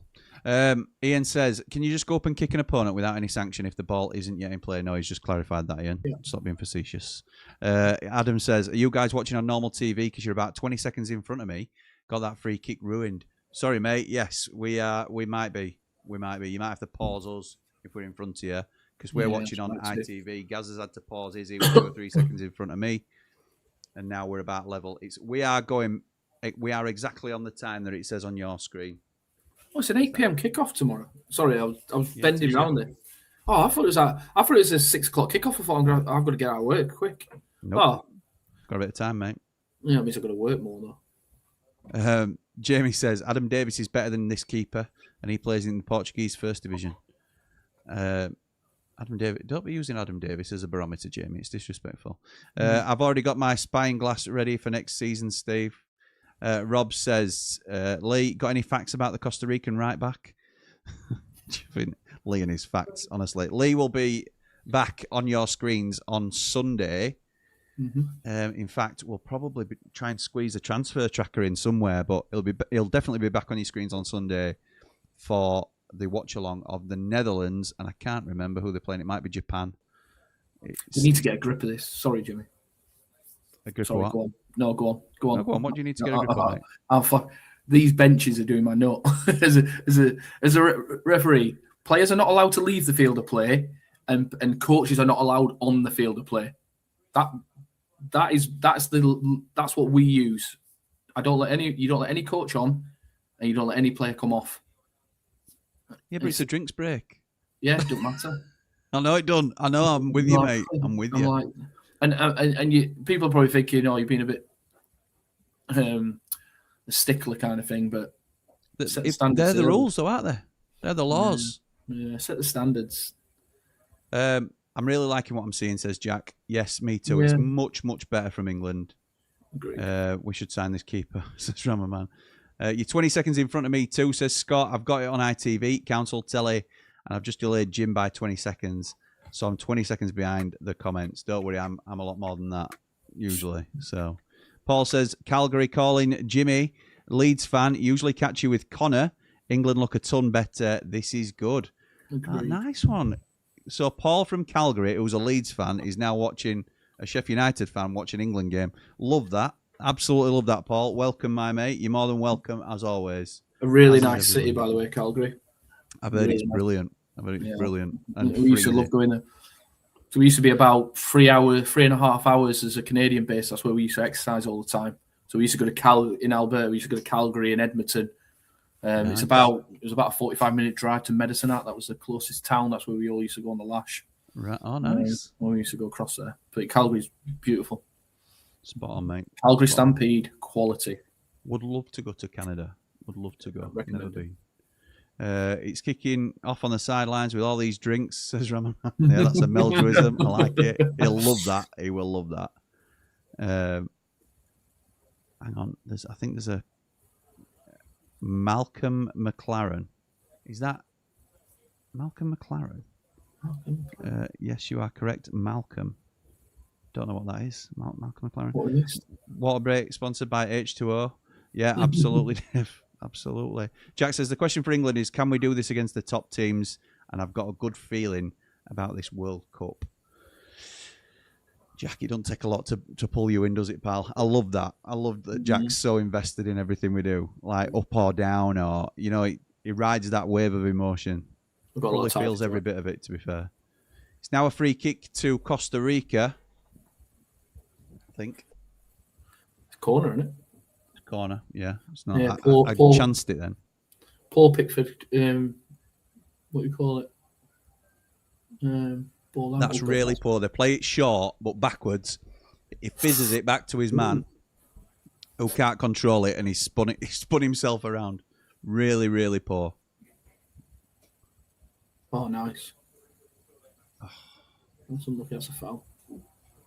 Free kick to Costa Rica. Just about on halfway line, left-hand side. McLaren Buffalo girls. What are we missing here? I don't know, mate. I don't know. I might have missed a couple of comments. It's just straight over my head. Lee says, correct, Jim. Netherlands v Japan on Sunday from 8:30, 9 o'clock kickoff. That's what you think. That's what we thought tonight. Co-coms from debutant Tom Knott from Barnsley. Should be an interesting game. Yeah, looking forward to that. So Platinum Ramblers get the opportunity to come on and commentate with us throughout these group games. So if anybody wants to watch, have you got somebody lined up for tomorrow? No, I haven't yet. Right, Platinum Ramblers, last opportunity, because we have got somebody in mind if you're not up for it. So let us know. Hit us up in the Platinum chat if you can do tomorrow with Gaz and get the opening ceremony or the opening game of the World Cup. Malcolm McLaren did 3 Buffalo girls go around the outside, which was the sample Eminem used, Jim. Thank you, Lee. Thank you. Did not know that. Did not know that. I didn't. So I just knew the Eminem version. Oh, that's a free kick. That's a little bit dodge from the Costa Rican, number 3. He's already been cautioned, Danny. No, he hasn't. It's Johnson that's been cautioned. Nico O'Reilly knocks long ball down to Declan Rice, who knocks it beautifully inside for Anthony Gordon, who's just barged over. Tries to dive into the penalty area, but it was never going to be a pen. But yeah, thank you for that, Lee, for the clarity. I'm just a bit of a heathen with stuff like that. Kelly says, hi, Jimmy. Hope you and your family are well. Can't believe that Chris Wilder's assistant, that's Alan Nill, has gone. Hope he gets someone else in to work with him. I'm sure he will. Kel. Up the Blades, up the Ramble. Great that England are winning 1-0. It sure is. It sure is. But that's not been... The club haven't announced that yet, have they? No. Crazy. So. Crazy. That's we were on about it on 3MB last night. It was just... Yeah, I didn't watch it. I was out. I need to watch that back, mate. actually. Thanks. Wow. No, it's all right, man. I do try. I'm supposed to be one at Top Ramblers. Yeah. Here we are. You need to get in the way, mate. This is all right. I see. That's how it works, is it? It doesn't. That's why I always end up on the lows with massive head loss. Jack, I'm right there with you, mate. Wayne says, girls go around the outside was Malcolm McLaren, Jim, 80s pop music. Hey, I'm only a young whippersnapper, Wayne. You know that. Yes, Ian, round the outside. Mr. V says, if Jimmy comes to Canada, Vancouver had better be the first stop or there'll be hell to pay. Absolutely right. To be honest, when I was, I don't know whether he actually went. I'm going to have to find this out. But my granddad was planning to move to Vancouver, I think, at one point. I know he didn't move there. I don't know whether he visited there. You may need to refresh your screens if we've gone a little bit funny. Because it said I'd disconnected for a second and then it's reconnected us. So it's been a bright start so far, says Sam. Yes, it has. I'm going to say first England. Say it first, says Adam. England 2026 World Cup champions. So we've had 30 minutes of good football after a really uninspiring performance against New Zealand, and we think we're winning World Cup. Whoever says we are reactionary as a fan base is bang on. Bang on. I'm gutted I couldn't do it with Gaz. Yeah, I tried to get Jack on, but he just couldn't make the time up. But I actually this is positive, Jack. Yeah, that's why I asked. Oh, right. I thought you meant Statman Jack. No, I wanted to. Oh, right. No, I wanted to ask Jack because we always talk referees. We always have a chat, me and Jack, and that'd have been great to get Jack on. Yeah, so I wanted to try and get Jack on, but he's unavailable. Hopefully for one of the others, Jack. We'll see what we can do, mate. Oh, how has Madueke not scored there? What is he doing? How has Madueke not scored there? He's done everything right apart from the finish. Jeez. So he breaks the offside trap. He's absolutely away. It's 1-on-1. He rounds the keeper and he hits the post. He went with his left foot. He went round the keeper to the right-hand side and he's hit it with his left foot, so he's leaned too far back. If he'd have gone right foot, he puts that in easy. It's a missed opportunity, that. He's gone from looking really good to creating that chance to a bit of a dafty for not putting it in. He's done the hard bit. Yeah, he has. Miles on side. Paul says, I feel very positive about England under Tuchel. He doesn't care. He just wants to win, and he's so funny with the press. Vancouver is a beautiful city too, Mr. Vancouver. Yeah, I've heard the same. Anderson now gone down holding his head. Is it a clash of heads there that I've missed while reading comments? Possible. Yeah, I missed it as well. Jack says, on another note, I've sweet talked the wife to be into letting me get a season ticket. I was going to do it anyways. Just got to check it's worth it. That's brilliant, that. That's brilliant. I'm chuffed to bits you've got that. So you'll be able to come and meet us pre-game and stuff like that. Jack, if it said head clash. Don't look a nasty one, to be fair. Just a little bit of a flick. I felt that. I don't know, I mean, I bet that hurt that. The referee's done very well so far. Tried to let it flow as much as possible, says Sam. I agree with that. I don't think she's tried to let it flow. I think she's set a standard early doors and maintained that consistency that we always talk about. Rice's set pieces are being exposed without Gabriel, says Rob. I'm not sure. Crazy that it hasn't been announced. They couldn't wait to announce Sayers. Yeah, that's true. Sorry, I can't be positive about England, says Chris. The last time I was positive after the Lincoln friendly, when I was proclaiming we were winning everything, we will fail at the quarterfinals. Nice, mate. Nice. I think quarterfinals as well, Chris. I don't forget. And I hope I'm wrong, by the way. Yeah, absolutely. I really hope I'm wrong. I could go for some nachos or a cheeseburger. Anybody else hungry, says Eve? I've had too much cheeseburgers and McDonald's at stupid o'clock in the morning the last 2 nights. I don't need any more. I thought you were trying to get your body fat down. I need to. Jimmy, it's not good, mate. It's not good. Where's the discipline? You're one of the most disciplined blokes I know. I know. I am, until somebody goes, Gaz, you coming for a beer? I'm like a wet Kit Kat. Break very easy. Wet Kit Kat break very easy, don't they? Oh, she looked like she was going to give a free kick then, the referee. And she's let it go. Bellingham now comes away with it. Madueke's away again. It's behind him, though. Oh, it's a poor pass, that. Who's just Bellingham again. Somebody just texted me saying no sound. I don't know who it was. Somebody just checked me saying no sound. Who's that? Ian's just told me there's no sound, mate. You might want to... Is it me? Or you? Is it you might want to refresh your thing because that was the no connection. It says we've got sound here. We should have. I'm just messaging Ian now. Sound. You can hear me, can't you? I can hear you fine, mate. I can't answer on thing, Ian. Yeah, I know. He's just tried ringing me, that's all. I've just messaged. I've just texted him. I'll find out now. There's a couple of people saying it sounds okay. Sound is okay, lads, says Rob. Is it? Okay. So, and that'll be just for the few that. Yeah. Sometimes it'll connect when it disconnected the stream. It'll have. Yeah, Jim Dumpling says he can hear me fine. Right, there you go. He just text me. Little number 8 from Costa Rica is going to have a go at Big Bellingham here. We'll see how far you get with that. Let's have a look. Where were we? Sure. Ian said he can't hear both of us, but Jamie says he's fine. Oh, Steph's supposed to be sleeping, and she just said, "You sound fine." She'll do for me. She'll do for me. Lee, sounds all good. That's a shocker, says Lee. I don't know if he means from Ian. I think he means from Madueke when he hit the flipping post. What a miss. Madioko. Madueke has to score. That's a simple chance. Luke says, the only change I would make in this starting 11 is Saka for Madueke, but I would have taken Maguire over Concert and Gibbs White over Bellingham. Not Maguire over Concert. It'd be Maguire over Burn or Quansah, not Concert. Gibbs White over Bellingham. I think that's... no. No. Maybe over Eze. But still. It's a tough. We've got some really good 10s. We've left some good players at home. Jimmy, great watch along so far. Love your watch along. Let's get all the channels to 12k. Thank you, Kel. Up the Blades, up the Ramble. Come on in. I think on Blades Ramble was something like 30 away from 12k. Oh God, we need to get to that. I know. And on this channel, let's have a look. We are. You're right. Nearly at 3,400. We're 17 away from 3,400.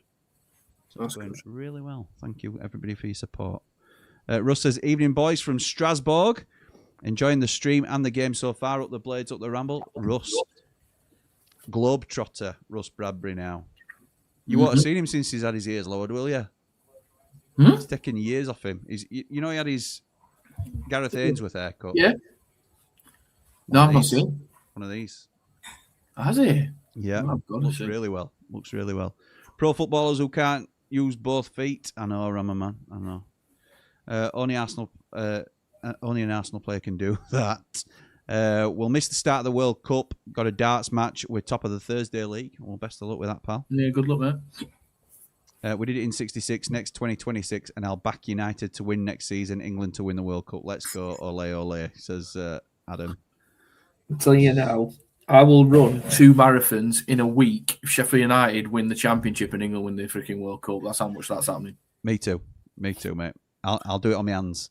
God, Rob says, clips, isn't it? Rob says, Fulham have held talks with Alvaro Arbeloa about head coach vacancy following Marco Silva's exit. David Ornstein has just tweeted. David Ornstein does not miss, so I am. I fully believe that has happened. Doesn't mean he'll be the next manager though, because obviously you can hold talks with people, more than one manager. Are you Blades keeping Bamford for next season? Says Paul. Yes, we are, mate. Yeah, we are. We need to. He's very good. There's a. Who's she just cautioned there? Costa Rican member of staff's just been cautioned. Hungry teenager must go feed the young man. I'll be back. No worries, Eve. They're the sort of chances that'll cost us come the tournament, says Rev. Arbeloa to Fulham is not going to happen, says Sam. Let's see. I'm going to come and meet everyone before more games this season. Yes, mate, you should. Definitely. I know you've done it before, but if you've got a season ticket, then you'll have a chance to come a lot more often, won't you? Me and Steph talked about it, It's just not season plausible. Ticket. Yeah, it's just not plausible. Yeah, it probably isn't value for money either. You won't get to as many games. So we couldn't do night games. Cheaper, Midweek games are a no-goer. We did talk about it. Steph really enjoys coming up now. But it means you can do some home game watch-alongs for us, doesn't it? No, yeah, 100%, mate. 100%. Top man. That's what I like to see. Both of you sound good, mate, says George. Thank you. Luke says the sound went, then it came back. Nah. Jamie Dumpling, what's the best name in the world? That's the best name in the world. If I misheard his name, he's called Jamie Dumpling now. Yes, that is his name. It's not his birth name, but it's his given name by our channel. And if you've clearly not been around that long, Bongo Baggins, but you are more than welcome, and you will get to hear the story at some stage, I'm sure. Jamie Dumpling himself follows it up with reason 47 as to why Madueke shouldn't have gone over people like Rio or Gibbs White. There is no way that you or anyone else was calling for Rio to go before Madueke. You're only saying that because of how he played in 45 minutes against New Zealand. I agree. Chris says, does anyone else not like the World Cup ball? I think it's like one of them air balls you used to get at Ingemelde Beach. I quite like it. I quite like the World Cup ball. I don't mind it, Chris, to be honest. That's how bad I've been with this World Cup. I've not paid attention. You should just caution now. She's cautioned somebody and Anderton's on floor, so it's Mora, number 17, has got caution. High foot, yes. Kicked him in the face. 100%, yeah, 100%. Good decision. There's a couple of them, isn't it, where we've looked at it on the replay and you've thought, right, I can understand why she's done that. Yeah, 100%. It's a correct decision there. 4 minutes at a time. That's gone pretty quick, that. That's gone pretty quick. Yeah. It's gone a lot quicker than that New Zealand game. Yeah, it has. Wow. Yeah, it has. I felt for you two doing that stream. You and me both, mate. You and me both. Oh, my word. What have you done?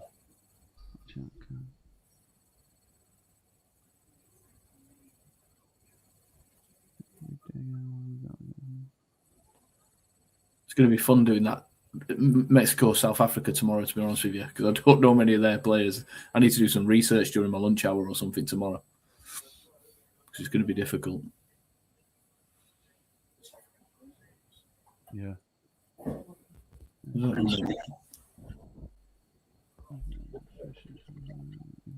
my God. So 1 minute in, 1 minute into the injury time, and England got it in the midfield. Coming down this left again with Gordon. We're doing well in the wide positions, I think, tonight. I'm winning the ball. Please. Right. Oh! That's a great ball, that, you know. Penalty. Penalty, 100%. It is a penalty as well, isn't it? Yeah, 100%. I don't even think he's going to... He's not even really appealing that. No, he ain't. Well done, Claire Balding. Brilliant, that, isn't it? So, he just does really well to get in front of his man. Yeah. And then he's just clumsy, innit? Yeah. Deary me. So what?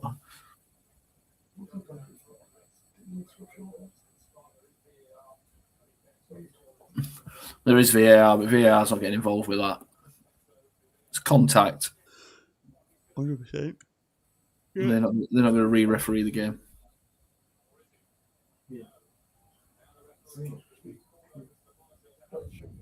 What? She's going to check the penalty. Yeah, I'm going to watch this back.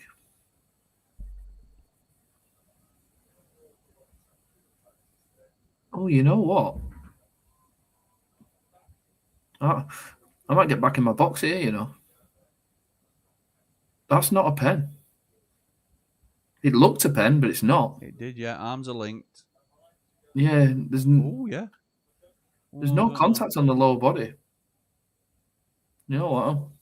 Freaking hell, I might need to go and do my course again.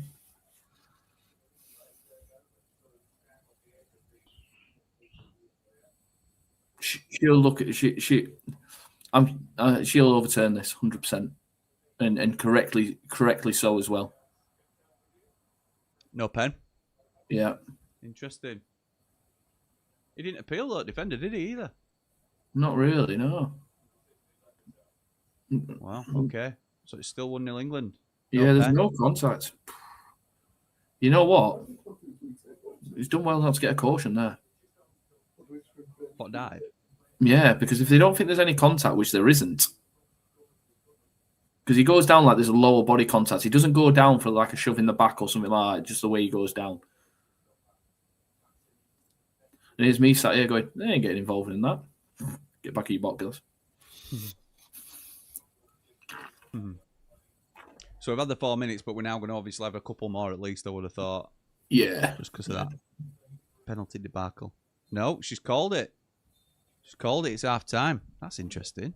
I don't like that. Friendly, innit? I mean, people won't be up in arms about it, but no. interesting. Yeah, 1-0. Time. Let's get that submitted for that. Get in. Good half from England. Very good half. Encouraging. Yeah, definitely. 100% agree with you there. Because you think of the first half at New Zealand compared to this first half. Oh, absolutely, mate. It's an improvement, isn't it? Hey, up, lads, hope you're well, says Jamie. United are winning the champ. They have to. I've put 150 quid on it. You haven't, Jack. I don't believe you. Don't believe you. Clipped, says Ian. Yeah, thought you might. Thought you might. Count me in on the 2 marathons, Gaz, says Dave Morwood. She's not messing around, is she, this ref? No, she's not. Please, please, please. It needs to happen. I have to see Gaz do that. I run 3 marathons. I'll run 3 marathons if England win the World Cup. Blades win the championship. There you go, Wayne. People don't think it's going to happen is the message there, really. Yep. Kelly says, Jimmy, how's the gym going? Up the Blades, up the Ramble, like and subscribe. Really well, thanks, Kel. I'm a stone down. And I'll tell, thank you, my mate. Thank you. Let me tell you who's contributed to me being a stone down. If I can click the right button. I am currently on my own fitness journey. I've been trying to learn about what I should be doing, what I shouldn't be doing. Oxford Natural offer you 2 types of supplement, a day and a nighttime supplement. Optimum Day helps with energy, cravings, just keeping you on track day to day. Their Optimum Night, well, that's more about recovery, sleep, and letting your body reset properly. Again, something I really struggle with. Michael Owens lost 35 pounds being on this. Robbie Lyle, AFTV and friend of the channel, over 80 pounds gone. We've also got examples like Anita, an immigration lawyer who's lost 44 pounds. Linda, a legal executive, she's lost 50 pounds. Next on that list is going to be me. I am taking part in their weight loss program. If you want to follow that, that's over on the other side on our YouTube channel. If you want to go and subscribe over there, follow that journey that I'm doing with Dr. Andre and Oxford Natural. So if you're like me and you're sitting here thinking, I need to sort myself out, it might be worth a look. Scan the QR code, the link's in the description below, and make sure you use the code BR70 for up to 70% off your first order. But thank you to Oxford Natural for supporting the Blades Ramble. Over a stone down, Gaz. Over a stone down, my mate. Absolute legend, pal. Well done, honestly. Thank you. It's not bad, is it? Not bad. Not bad. In the gym and a bit of putting the right supplements in your body. There you go. That's all you need. Let's have a look. Scott says, I will do 2 marathons and 2 Mars bars if that double happens. Nice. Nice. Love it. The Costa Rican defender, Femen Jose Ferran's father, is the most famous barista in Costa Rica. He's renowned for his Arriba iced latte. Thank you, Lee. Thank you, Lee. Always good for the obscure foreign player facts. You made me laugh. Penalty, says Wayne. Not sure about that. Penalty, says Jamie. Definite penalty, says Sam. Rob likes Lee's fact. Looks soft, says Rob. Great call that. In real time as well. Gordon goes in front, then collapses. Are you lads going to have any grief with West Ham then next season? I remember the bad blood regarding Tevez and points, etc. Yeah, we won't like each other, but it won't be anywhere near as fierce as stuff like Millwall, West Ham, put it that way. So, oh Jesus, yeah. It's a dive. Says strike. Yeah. It's a dive. Says Rob. You were right. You were bang on. West Ham hope they get Wednesday's fate for Tevez. I hope they get Wednesday's fate for Tevez. It's not forgivable, says Adam. On second look, it's not a penalty, says Sam. No penalty, that, says Ray. They've got that bang on. The fans need to stop influencing referees. The right decision in the end. Good half, that's been a lot better, says Sam. I don't think the fans are influencing the referees. No, trust me, no. Fans do not. I don't believe players do, and a lot of people might disagree with that. But fans, no. It's white noise. Chris comes in with scores on the doors at half-time. Ref, 9 out of 10. England, 7 out of 10. Costa Rica, 4 out of 10. I would go slightly higher for England. I would probably say it's about an 8 out of 10 performance for England. Yeah, agreed. We've done really well. Kudos to Gaz. First ref I've ever heard admit to a mistake. Wow. I do it all the time. I'll own it, mate. If I'm wrong, I'll own it. They'll send me some footage and they'll say, Gaz, what you got to say about this? I'll say, hey, we're all human, mate. Just like your left winger that couldn't even cross a ball from freaking... Yeah. We all make mistakes. Nice. Rev says, look how much the turf is ripping up. I can guarantee there's going to be some injuries this World Cup. Yeah, we'll have to have another look at that when we get a bit closer. Chris says, question to Gaz. Would you have changed your mind in the same circumstance as the game ref? So you get called over to VAR. I think you sort of half called it during play, didn't you? Yeah.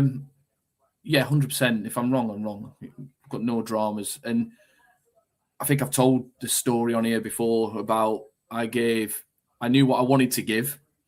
I knew it was a defensive foul. And for some reason, I made a massive mistake and put it to the spot. I knew I knew what player had made the foul. I knew it was that player. And for some reason, I put it to the spot. And I had to literally go straight away. Right, sorry, it's a defensive foul. It's not a penalty. I'm sorry. Pull both captains in, went and spoke to both managers, said, look, I've made a mistake. We all know it's not a penalty. It was a defensive free kick. I got it wrong. Just love that, mate. Love that. So yeah, you've got to never compound an error with an error, is what I were always told. So, exactly. Well done, Jim. Keep going. Gaz, get on the warrior diet. Says Gaz don't need any tips. He knows exactly what to do to get back in shape. It's a choice thing, I think. Rather than education. Stop it. Steph goes mental at me because I'll go, right, that's it, and I'll do it for about 3 days, and then she knows, and she'll go, you do this all the time. Yeah. It's my laid plans and all that. Yeah, it's my inconsistency that makes me put on weight. Ain't my fault. I don't dream to point. I can remember if I even do so. I'm a dream while awake. It's happening. Prime Coca-Cola champ is back. It's coming home. It's coming home, says Adam. Oh, dearie me. Andrew, says, hope you got well, guys. Enjoy listening as always. My concern with England, like the Blades, is not killing off teams and scoring enough goals. Possibly. We'll wait and see. We're better on. Sorry, Joey. I think we're better under the Tuchel and where with Gareth on that though. Yeah. I think that will. Well, proof will be in the pudding. Yeah, proof will be in the pudding. Yeah, when we absolutely annihilated Italy first half in the Euros, and then they came out second half because we just didn't put them to bed. That's right. That's fair. Well done on the weight loss, Jim, says Jack. Thank you, mate. I need to get back on my diet as I'm trying to build muscle. Thank you, mate. Andrew says, congrats on the weight loss, Jimmy. Keep going, mate. Thank you, pal. Balding falls at the first. Well done. You look really well, says Kel. Thank you. Keep it up the Blades, up the Ramble. Adam says, smashing the journey, mate. Nice to see after saying you've been struggling with it. Yes, I was and still do, to be fair, but it is a real motivator when you start to see results. So, Paul says, will he make a few halftime changes or wait until 60 minutes? Do any of you Blades know Gerard Garbett, Barnsley Blade? Lost touch with him ages ago when I worked in Sheffield. Gerard Garbett. No, don't know the name, but some in the chat may know him. You might have more luck with that, Paul, if you jump into some of our chats over on Blade Ramble where we're talking more Sheffield United stuff. So he might even be in there himself if he's about. So hopefully we can reconnect you. So yeah, positive, Gaz, overall, isn't it, I would say, mate? Yeah, no, definitely. I think it was always going to be better than it was the other day. They're acclimatised more. We've got, like I said, we've got the Arsenal players back in the squad. Like you said earlier, it's pretty much very close to what we'd expect to start the first game. So yeah, really positive. But I'm always careful when I think of teams that we play at this level that we don't get ahead of ourselves. It should be 2-0 though, let's be honest. It should, yeah. They're just showing Madueke's miss again, where is it post? It's easier to score than it is. But we've been better out wide. I think that's what I've liked. We've been good out in the wide positions and we've been a threat in the wide positions. Yeah. And our pace that we have got will hurt people. Yeah, that's fair, mate. That's fair. Who's your favourite for World Cup? If it can't be England, then who do you fancy to win it? Probably Brazil or Spain. Okay. Brazil or Spain for me. I've got Brazil in Ramble sweepstake, so. Oh, I've got the best team you can ever wait for. Guess who I've got? New Zealand. I was like, I'm like, bloody hell. Deary me. Big T had my freaking eyes out with that one. Yeah, he did. Funny how he ended up with Germany or something like that, and he were doing draw. Oh, that sounds like other draws we have as well, by the way. Or lack of draw. What are you talking about? Adam says, yeah, I was going 1-0 up and then sitting back Costa's Either Southgate doesn't seem to be the case here. Seem to be keep going for goal all the time. It's nice to see. It is, but there's also got to be a bit of a caveat with that. Where don't be stupid with it. I think if for Sheffield United at times last season where we'd be on top and we just keep going with sometimes just get your men behind the ball and try and There's a balance, isn't there? There's a balance. It's not. Can't be gung ho with it, can you? That's right. Yeah, you've got to be careful with it. Yeah. Kel says, Jimmy, if England keep playing like this, football will be coming home. It's very early after 45 minutes of good football. I'll tell you after Croatia. Scott, thank you, my mate. £20 super chat, very much appreciated. Thank you, pal. That's very kind of you. And don't even comment. He just wants to chuck us some brass. So thank you, my mate. Brazil for the World Cup, says Wayne. As I said, they're in my sweepstakes, so I hope that comes off. Paul says, I will do, Jimmy. Cheers. He was a good lad, bit dodgy, and bad taste in women and football teams. Let's put this lot to bed. Second half, 3-0. Dear me, he's got great taste in football teams. I can't speak for any of the rest of it, to be fair. Portugal look very dangerous, he also says. I don't know. They've been playing tonight, I think, so they might have. Have they? Yeah. Kelly says, Spain or Argentina to win if England don't do it. Up the blades, up the ramble. I think I quite fancy Spain to win it, if I'm honest, if it's not going to be England. England cruise past easy opposition and then bottle it against someone decent. France, favourites, in my opinion, says Danny. Senegal drew against Saudi Arabia tonight. Oh, did they? Yeah. Element played as well. 62 minutes. A contribution to your new wardrobe, Jim, after you smashed your weight loss challenge. Keep it up, you're doing great. Thank you, mate. I really appreciate that. Thank you. Very kind. Portugal 1-2-1 against Nigeria. Say again, mate. Portugal 1-2-1 against Nigeria. All right. Ronaldo played 65 minutes. They have got a good team, haven't they? I'm just looking at this team. Neves, Ruben Neves, Dalot. Yeah, they've got a good team. In fact, you know what? Yeah. Bernardo Silva, Bruno Fernandes. You know, I didn't think of Portugal, until I've just looked at that. All right. Don't know. You might be right. France to take the cup, says Chris. Again, never. The point is, teams: Portugal, France, Spain, Brazil, Germany. Never rule them teams out. Yeah, don't say in Spain. Yeah. Interesting. We'll have to see. Right, getting ready for the second half. Do you think we'll see any changes, mate, at half time? Yeah, I think we'll make a couple. I don't think it'll be. It's not going to be full changes, but I do think there'll be some. I think we might go a little bit longer to see if we can get 60 minutes out of them, but we'll see. We'll see. It depends. I would like to see Jones stay on and bring Gueye on. I'd like to see that. Leave Stones on. You mean Stones? Yeah. Stones. John Stones, you're just shortening it, that's all. Yeah, flipping heck. It's not because it's gone 11 o'clock at night and we've still got another half to watch.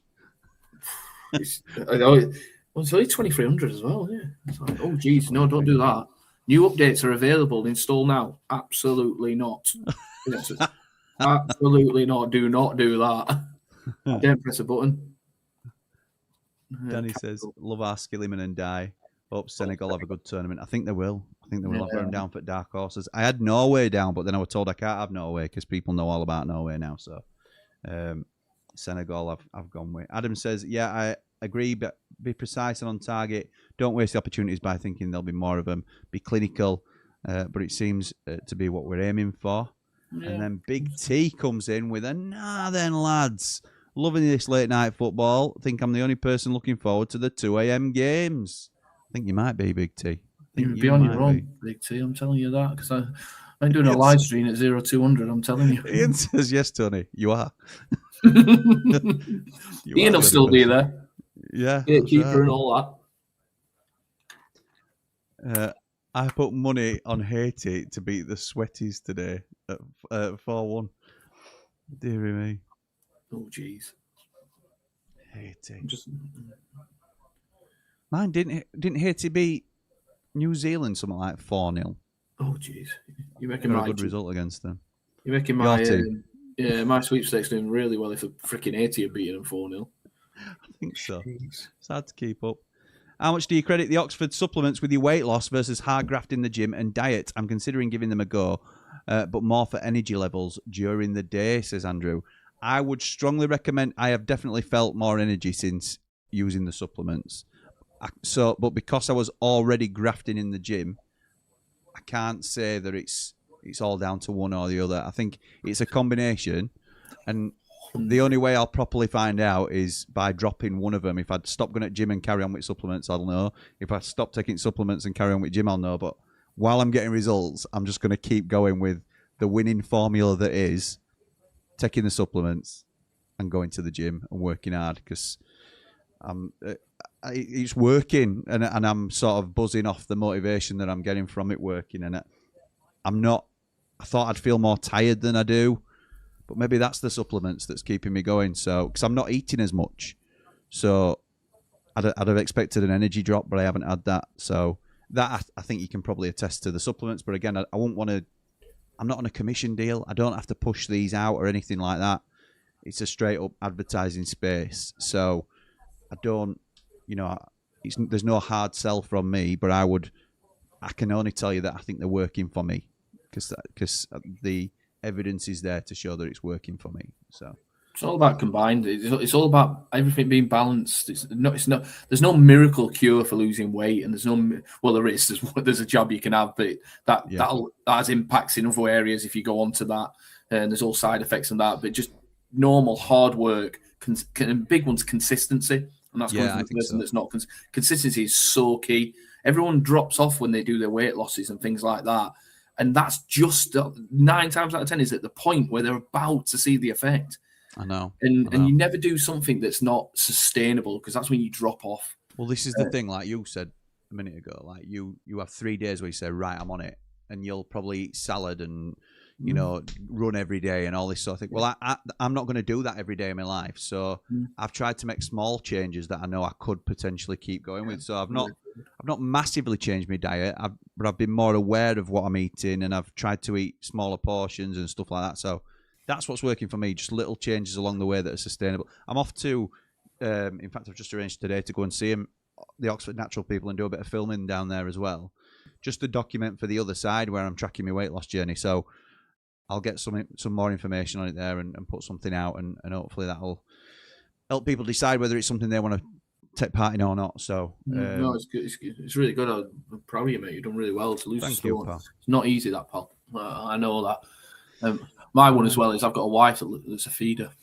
Yeah, mine is too, to be honest. And she's, it's one of them. Sunday dinners up here like Mount Everest. I'm like, Steph, you're not helping me here, are you? I know. But then she'll go to me, well, you don't have to eat it all, do you? I'm like, I know. But I do. I know, but it's there. It's there. I don't want to waste. Mine's portion size. Mine's I'm bad. I eat the right things, but I'll have like 3 chicken breasts for tea with a massive pile of rice on, and then loads of veg. Where I'm eating, even then, yes, it's healthy stuff, but it's too much. Sure. See, I've not been as hungry to do that since taking the supplements, so I haven't been eating as big a portion. So I don't know whether that's because it says on the thing, food supplement. So I know it's not a replacement, but it's like it sort of eases the hunger, I think. So I might give it a go. Yes, it's worked for me, mate. It's worked for me anyway. My sweep draw are going to win it. It's Curacao, however you say it. It's to Heath Chong's team for Dave Moore. I did that in New Zealand, Dave. I know. No way 2 a.m. for me, says Ray. No, me, pal, to be honest. I don't think there'll be any of those on channel. In fact, Brazil's... You will be there. If England are there at 2 a.m., you're there. Yeah, I will. If it's an England game, I might be. But Scotland, Brazil are on it. Oh, we are making a change. Yeah, I'm just looking now. Taking Conza off, isn't it? Conza. Talking out my back. Oh, no, it's not for us. It's for them. It's for them. It's Sean Johnson coming off, who's been booked for Quiros. I'm going to say it was Conza. There was an England player on that touchline then, though, weren't there? It's, or was it just Anthony Gordon just stood on the wing? I don't know, he's just hugging the line, yeah. Yeah. But yeah, Scotland, Brazil's on at something like 2 o'clock in the morning. We're just not doing it. Yes. Right, let's wait till timer's on. 6, 7, 8, 9. There we go. Keeping an eye on Dumpling in Oz was my warm-up for the late kickoffs, says here. There you go. Adam says, I'm going to have to call it, going to watch second half on my phone, spend some time with the missus, make sure I'm not in the doghouse. Enjoy it. Catch you in the next one. It's coming home, ole, ole. Night, lads and lasses. Night, mate. Thanks for joining us, pal. It is true, honestly. It's like, and the Dumpling will back me up on this, trying to keep track of football when you're in Australia, it's so hard with the time difference. I watched one live game when I was out there, and that was a 12:30 kickoff over here, because then it was like 10:30 over there at night, I think, was it? Or 9:30. It's like, can't do it, really. Yeah, you can't, mate. 5:30 kickoffs in the morning. Lose weight in the kitchen, get fit in the gym. The phrase I've always lived by. That's a really good one, to be fair. But good night's sleep is often forgot about. Yeah, I have been sleeping better. That's probably going to, because there's a nighttime one as well. So I've got a day and a night one that I take. 8 hours, good REM sleep. Yeah, that's helping as well. Can't run, got 2 dodgy knees, says Wayne. So I used to struggle with my knees really bad, Wayne. So I'll be honest, I'm your driver's nightmare, because I do cycling. I go out on my bike a lot, and honestly, it's you, isn't it? Yeah, I'm one of those. I'm one of those. And I love just going out on my bike. I don't do it enough, to be honest with you. But if you struggle with your knees and running's massive impact. Try and do something non-impact. I'm not really doing any cardio. It's all weight training for me. So honestly, that's what I've got a mate who's lost loads. Was a massive runner, always been fit, army commandoed a lot. Really fit lad, put on a bit of weight. Used to run like 7 days a week, and now he changed it. He runs once a week now. Runs once a week and does the weights every day. Yeah, don't surprise me. I were amazed, really, and that's what having a PT's helped me. I'd have thought quickest way to lose weight, get yourself out running. No, definitely it's not. It's not really, or it hasn't been for me anyway. So don't get me wrong, you still do stuff you still do it because it's good. Yeah, it's good absolutely. Cardio is always good, but it's not the only thing that can make you really quickly lose weight, because there's other things that I never thought weight training you drop weight like I have been doing. Yeah, so interesting. Push and pull sessions. Yeah, it is. Yeah. Timing isn't bad for me in Calgary. 4:15 p.m. here. Bad for supping, watching games though. Yeah, that's true, Paul. That's true. Yeah. Mate, I kept falling asleep at half time for a lot of the games because it was so late, says Jamie. I remember he'd call in on 90 after 90, which is our post-match calling show on Blade Ramble, at like 4 o'clock in the morning in Oz. Mate, what are you doing? Oh, here they come, Costa Rica. Declan Rice just muscles him off the ball. That's class. Very well done. Shepherds it out for a goal kick. Top class, that Declan Rice. I do like Declan Rice, to be fair. He might be ex-West Ham, but I do like him. Absolutely. And this is what I don't get. It's like, you look at a Declan Rice, and then you've got Nottingham Forest turning down 120 million for Anderson. Yeah, I don't get that. I was talking to Chloe's boyfriend about it this evening. I'm like, come on, 120 million for that. He's a good player. Don't get me wrong. He's not 120 million. No. Agreed. But that's, it's only going up, innit? It'll go pop at some point. Yeah, but we've been saying that for years, though, haven't we? That's the thing. But I do agree with you. Surely something's got to give at some point, because the working class, like you said earlier, in getting costed out of the game, and it's not. It's becoming more of an elitist sport, isn't it? Yeah, it is. It is. It's so expensive now. Yeah, I mean, look at World Cup for an example. Who can afford to go? Everybody.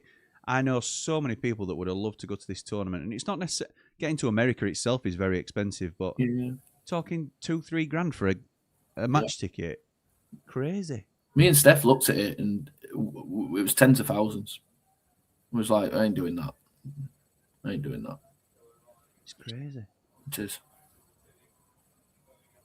It's like my mate went out to watch Arsenal in the Champions League fan, a massive Arsenal fan, goes to most home and away games, and I think it cost him 10 grand for him and his missus to go to that. Bloody hell. Yeah.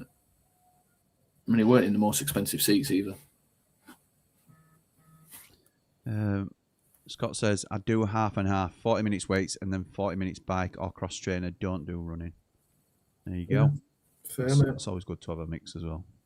Yeah. I used to run marathons. I used to run 6 days. That was when I was in my 20s. Now I'm 55, says Wayne. I've never, believe it or not, I've never run a marathon. I've done halves. I'm down for I apply for the London Marathon every year. I've applied again this year. Never got it. It's a marathon I really want to run, to be honest with you. Bloody hell. I'll be knackered if I get that. Won't surprise you to hear that I've never run a marathon either. Big T says, if someone's doing a watch along for Scotland v Brazil, I'll do it with you. At 2 in the morning.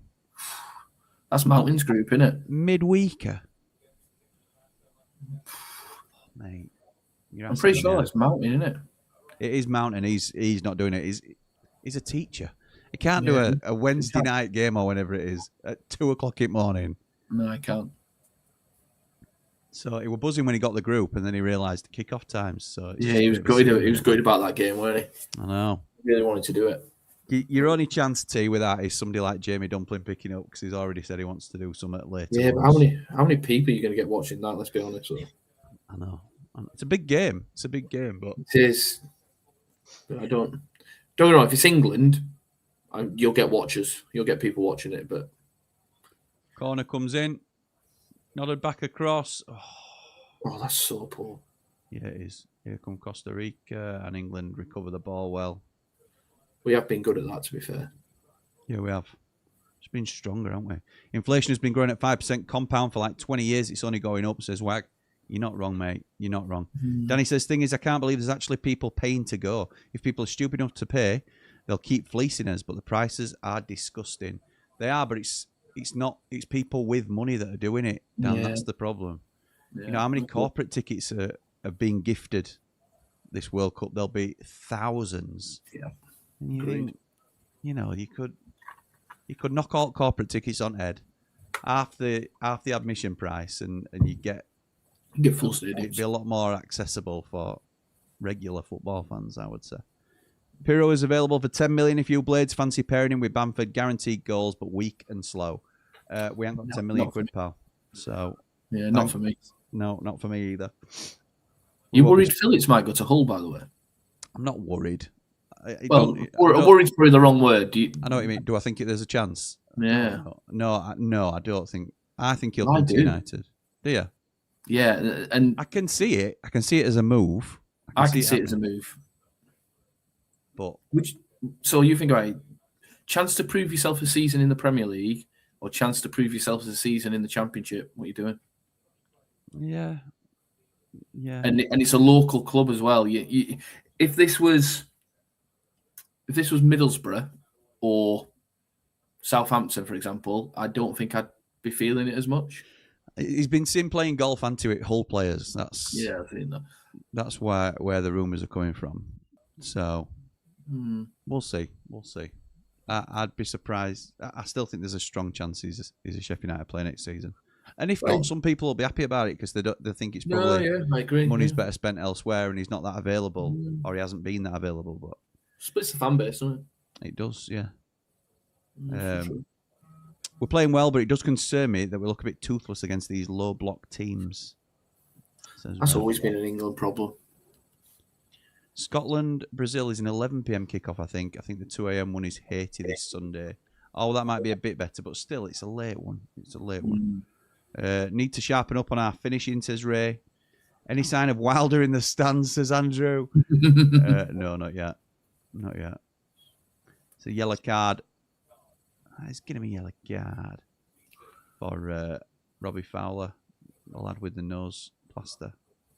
Number 4 for Costa Rica. Done. Oh, hang on. I want to refresh my page now. Done London 91 and 93. Best time 3 hours 37 minutes. 3 hours for no. What? 1 the fastest I've done a half, an hour 28. Wow. No way can I run that. That's impressive, that win. Paul says, proper fans priced out is shameful. Full of tourists and plastics and corporates. Phillips with Gellart at Hull. Maybe. I don't think they'll sign Gellart. I thought they might, and then I've thought about it, and a couple of people have said why they won't. Makes sense. Don't know. We'll wait and see. It depends how much, I suppose. You know what I don't think I've seen, by the way, in this game is an offside. Oh, yeah. Stats. Aren't they doing the semi-auto? Semi-auto, yeah. Yeah, there will be. There will be. I need to sit down and go through all the law changes really at some point tomorrow if I can. So I have time ready for tomorrow night's game.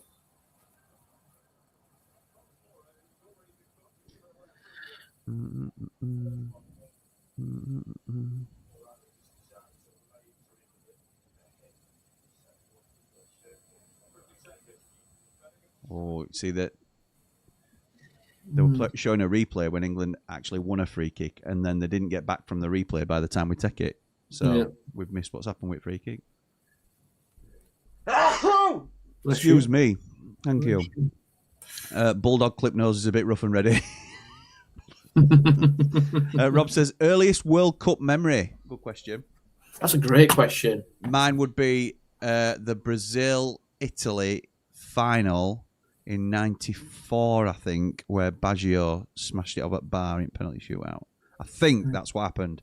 That's what my brain says happened. There'll be fact checkers in here that'll tell me I'm probably wrong, but I think it was a Baggio Brazil. Sorry, an Italy Brazil final, and Baggio's put it up at bar. I might be wrong. Keeper's gone down. This will be interesting. Right. Let's see what they do here. I'll come back to that one in a minute. I just want to see. Yeah. So sub keeper's getting warmed up because the main keeper who we were quite critical of early doors has gone down. But remind us of the new rule, Gaz. Yeah, so I believe now they cannot, if the player goes down, they cannot come over to the touchline. Otherwise they get cautioned, and it does look like there doesn't look to be anybody coming over, does there? No, but he's still down. This is what I don't get. They've not made the sub yet, have they? So he's warming up. Yeah, see, his players. Hey, looks like it might work. Or has he pulled his hamstring as he's kicked it? Oh, he's in a bit of discomfort. Oh, yeah, it's gone, yeah. Yeah, he's not recovering from that, is he? Yeah, just going back to Rob, I think Chrissy Waddle's skying it over the bar. 1990 was mine. 1990. I do remember 94, though, sitting in my bedroom. So I was 12 and listening to it on the radio. USA 94, listening to it on the radio. I do remember that. Nice. How bad is it that America, by the way, has had the World Cup twice in 32 years and England haven't had it since 66? I know. How freaking bad is that? It's poor, isn't it? It winds me up. How we've never had the World Cup in 60 years is unreal, in my opinion. Showing England fans on screen. Yeah. Keeper's still down. I had to put my son back to sleep. Says Jack, how are we doing this half? It's not as end to end. It's sort of a little bit slower. It's not been bad. Players are over there. It's time for the World Cup. Questioning myself now. Wayne says ex-Blades manager Robson scoring against France in '82. Wow. Summers says, do they actually stick to these rules for summer tournaments or use the biggest stage as a trial?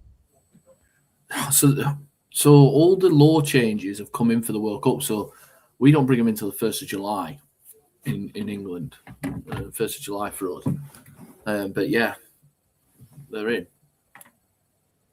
Just checking now. 98 watching Carlos curl that free kick in. What a free kick that I were away with my mates.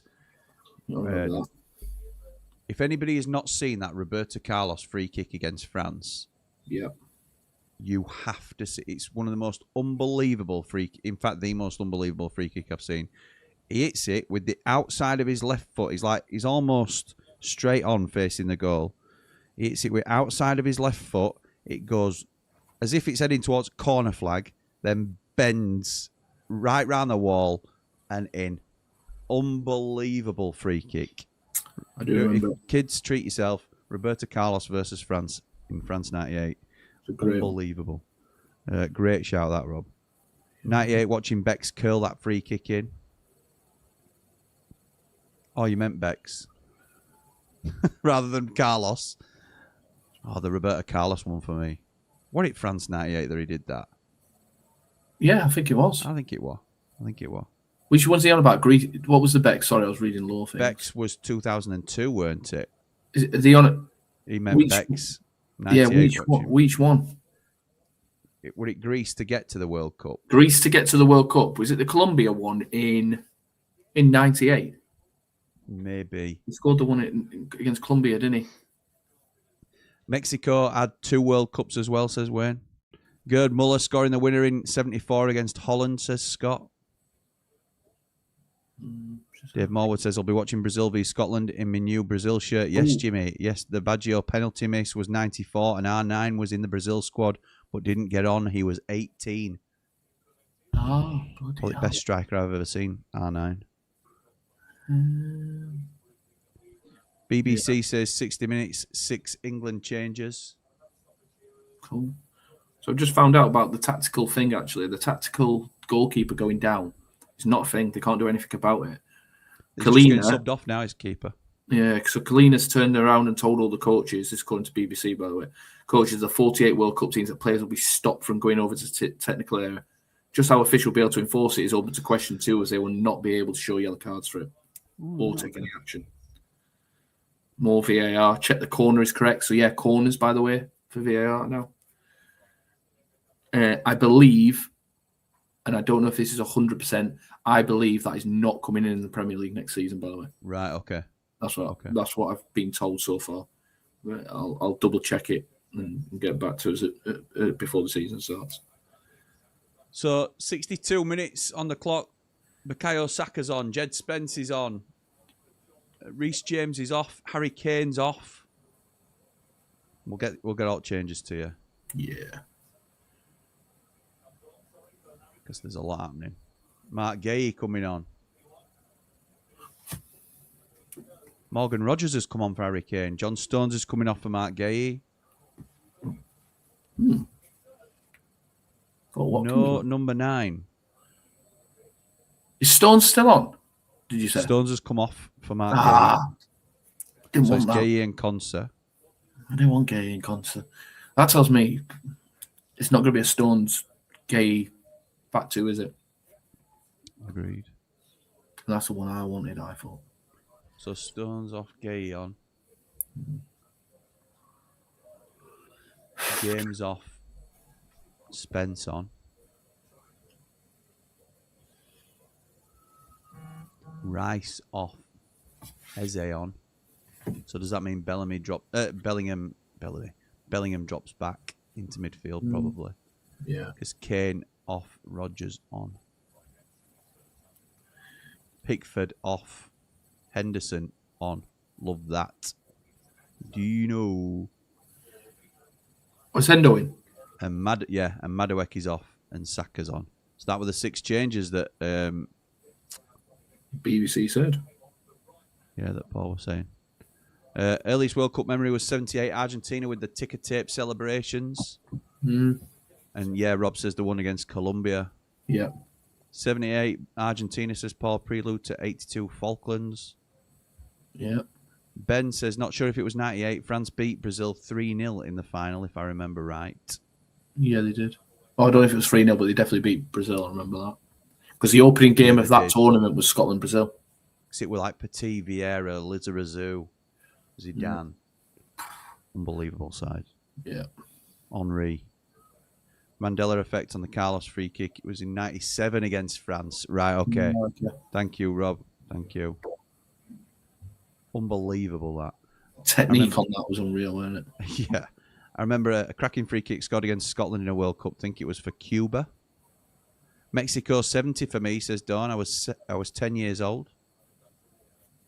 Nice.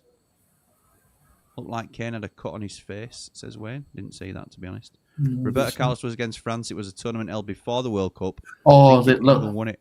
Was it Le Tournoi? Le Tournoi, yeah. I remember that. Didn't we win that? We won that, yeah. So Shearer was top scorer, I think. Yeah, Shearer was top goal scorer, didn't we? We beat France. Did we draw against Brazil? And we won that tournament. I remember that. In fact, somebody I saw that on it. Bellingham inside. Oh, does really well. Lays it off to Eze, but it's a corner. That is absolute class, by the way. You give a goal kick, it looked like a definite corner, that to me. But Bellamy does so... Bellamy. That's twice I've called him Bellamy. Bellingham does so well. How... That's a definite corner. I'm sure she's give a goal kick. She has give a goal kick, 100%.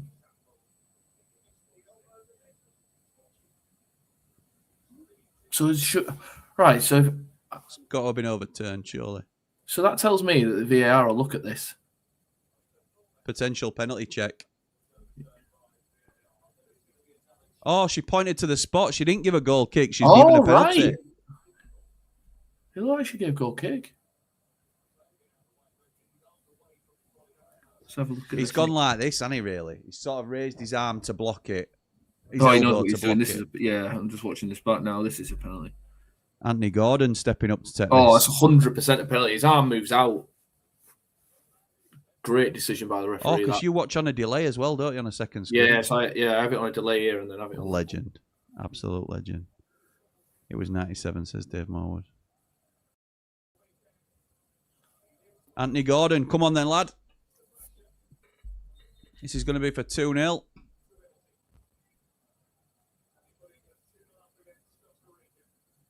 What a penalty that is, by the way. That's a great pen. He hammers it into the top left corner and keeper dives to the keeper's left, so wrong way. No keeper's saving that. I think he even goes the right way, is he? Does well with that. Yeah, that's a really good pen. And probably this is a deserved scoreline so far, I'd say. Yeah, agreed. I totally agree. And then, do you see how long he took to take the penalty as well? He did rush it. Yeah, ages, didn't he? Yeah. Did you see that? Have you watched that Dear England yet? No. So there's a thing about there, and there was I'm guessing it's factual, this piece, that England were the fastest team before Gareth Southgate came in at taking penalties. We took them within, they said it was like 2.8 seconds on average. I don't know if that's an actual fact. It was just for the TV. Just like a panicked sort of. Yeah. We took our penalties quicker than anyone in the world. Wow. Mob says, I'll never get how De Jong wasn't sent off for the kick against Spain. It's crazy. Yes, I remember that. Yes, I remember Penn that. says, Chris, Penn. Chicken winged it. Yeah, he did. Paul says, we need to up it now and get a couple of goals. How good is Bellingham? Yeah, he's close. Get in. What a penalty. Great pen. Are you changing all the subs on your caption? Do I have to? No. Yeah. Go on. I will in a minute. Oh, wow. It's 23:36 at night. Kane's gutted. He goes off and we get a pen. That was a rocket. Yeah, it was. I said Claire Balding might score, and she did. Cracking pen, says Paul. It was a cracking pen. Right, let's get these thingies right then. So Morgan Rogers came on. I think they're on a break anyway. Oh, damper. Shaka's on for Madueke. Rice came off, and we think Bellingham dropped back, do we? Who was the centre half that never played for England? Who was absolute class? There used to be a centre half in the 90s or early 2000s and never played for England, and now we're giving Dan Burn a freaking cat. Oh, jeez.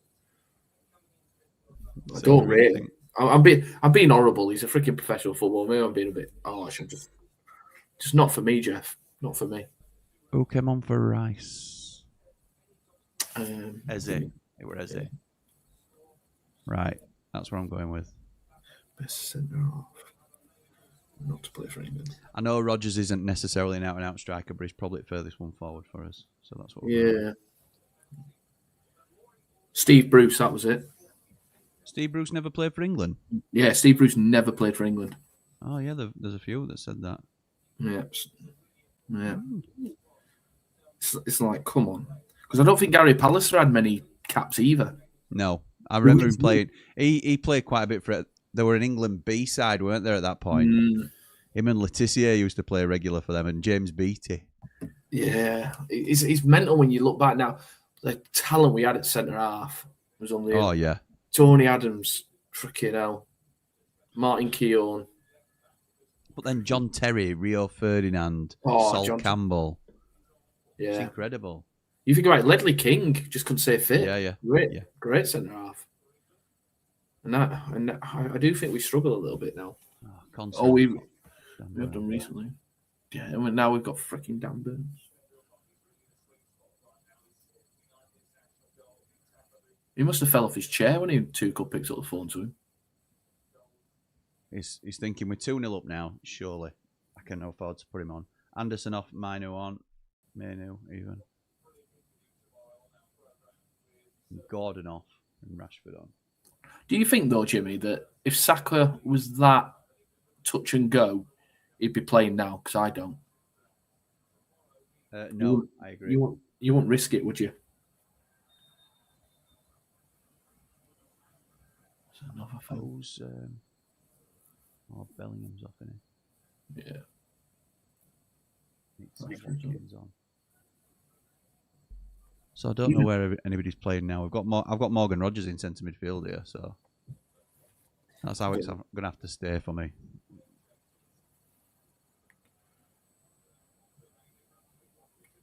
Another free kick to England.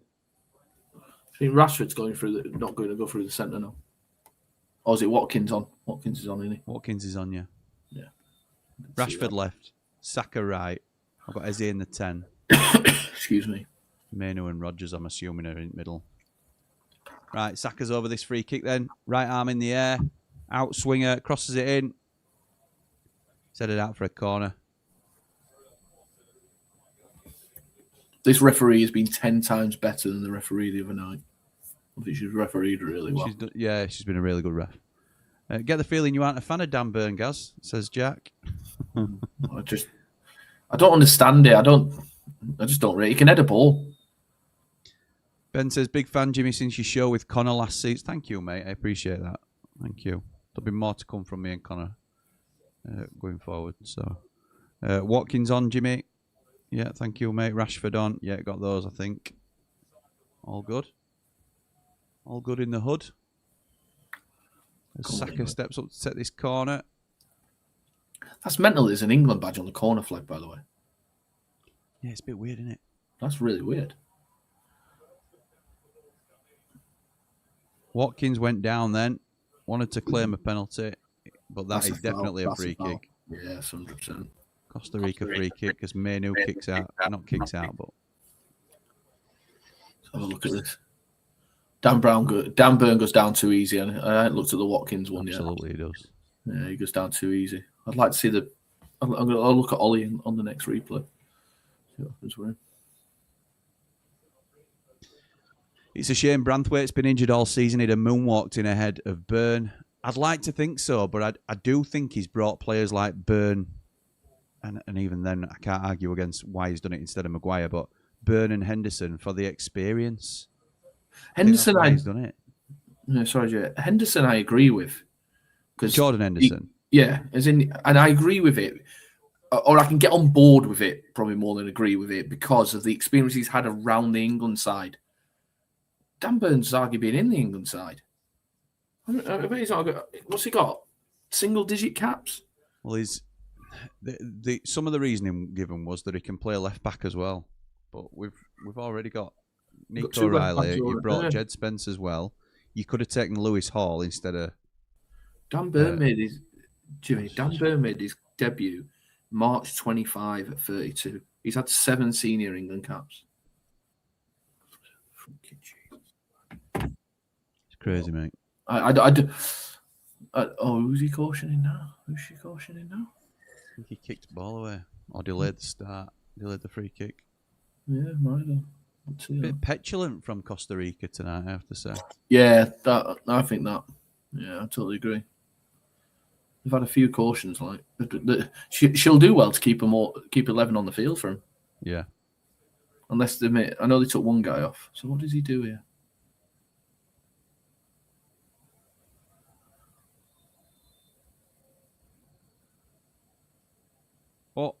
It's a lovely ball through. Rodgers. How has Rodgers not scored there? Was it Eze that put him through? Yeah. It's a lovely ball through from Eze, and it's a great run from Rodgers, who peels off his man, and he's put it wrong side at post when he's got it at target. What a ball that is! You've got to score. You got it at the target minimum, haven't you? You've got to score. That's Madueke and Rodgers so far. I like Eze, me. Yeah, I do. I really do. I remember when he played against us. Oh, mate. Whereas at Palace, he freaking Different destroyed us, didn't he? Absolutely destroyed. He literally won that game for Palace. Yeah, he did. On his own. On it, yeah. Just absolutely destroyed us. What was that, Rodgers? How's he missed that, says Ray. I know. George told me about it. Rob says, Dan Burn loves being nutmegged by Enzo Lefebvre. Dan says, well, I'm an Everton fan, so I can't agree with Hendo. He's been an excellent player. Don't get me wrong, but statistically, Garner was the best CDM this season, and we already have experienced lads like Kane and Stones. Mm-hmm. Yeah, I agree with that. Yeah, I don't disagree with it. Like I said, I can just get on board with the Henderson one because he has experience. He's got 7 freaking England caps. Should have been 4, says Ian. Definitely 3. This is England's whole... Oh, no, you're right. It should have been 4 because of the Madueke chance. Yeah. This is England's whole problem. Can't finish simple chances, says George. Hopefully we get these missed chances out of our system. Evening all, says Tom Not From. Good evening, my mates. Hey, Just Tom, joining us at 11:45. Wow. What a boy. Tom, who will be joining Bald and Brilliantly on Sunday night for Netherlands versus Japan. I need to see if anyone's commented, actually, Jimmy, to see if anyone wants to come on board for tomorrow. Yes, there's still a place for a Platinum Rambler with the man in black tomorrow. Mexico against South Africa, the opening game of the World Cup. And then I think there's a place going with Batman Lou as well the night after. Oh, I think Batman Lou said he'd sorted it. Oh, has he? Okay. I might be wrong. Let me check. Before you put something in the group, let me check. Bold and brilliant, that's all I need. Yeah, that's catchy, by the way. Knows the pitch like the back of his knee. No need for hair, he's got strategy. Football genius, yeah. Oh dear. I'll have whoever fancies it on Friday. No, he hasn't. Yeah, you're right. Sorry, my bad. I'll get back in my box again. Jeez, I can tell I'm tired. Oh, Mino does really well there.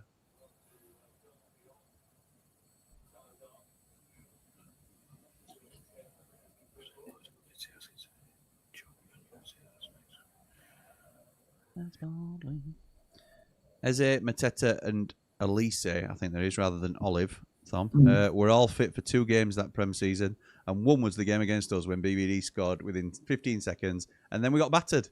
It was a long journey home after that one. Yes, mate, you're right. It was Elise and Eze, weren't it, together? And Mateta, obviously, who the cherry on the cake, but them two just... I remember Eze just being unbelievable that game. Unplayable. Yeah, he was. Totally was. Dave Morwood says, Gaz, if you can't get a newbie, I'm available. Dave, there you go. You're always on my to-do list. You were the first reserve, Dave, to be honest. You were the guy we were thinking about. Yeah.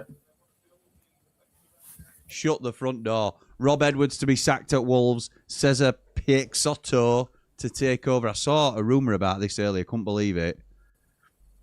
Wolves are winning the lot, aren't they? Get rid of Rob Edwards and they'll win the lot. No way they finish with 11 men on field, says Ian. But that Wolves news is crackers. It's not. It's a good decision for them. It's another good decision for them. It's not on Sky Sports yet.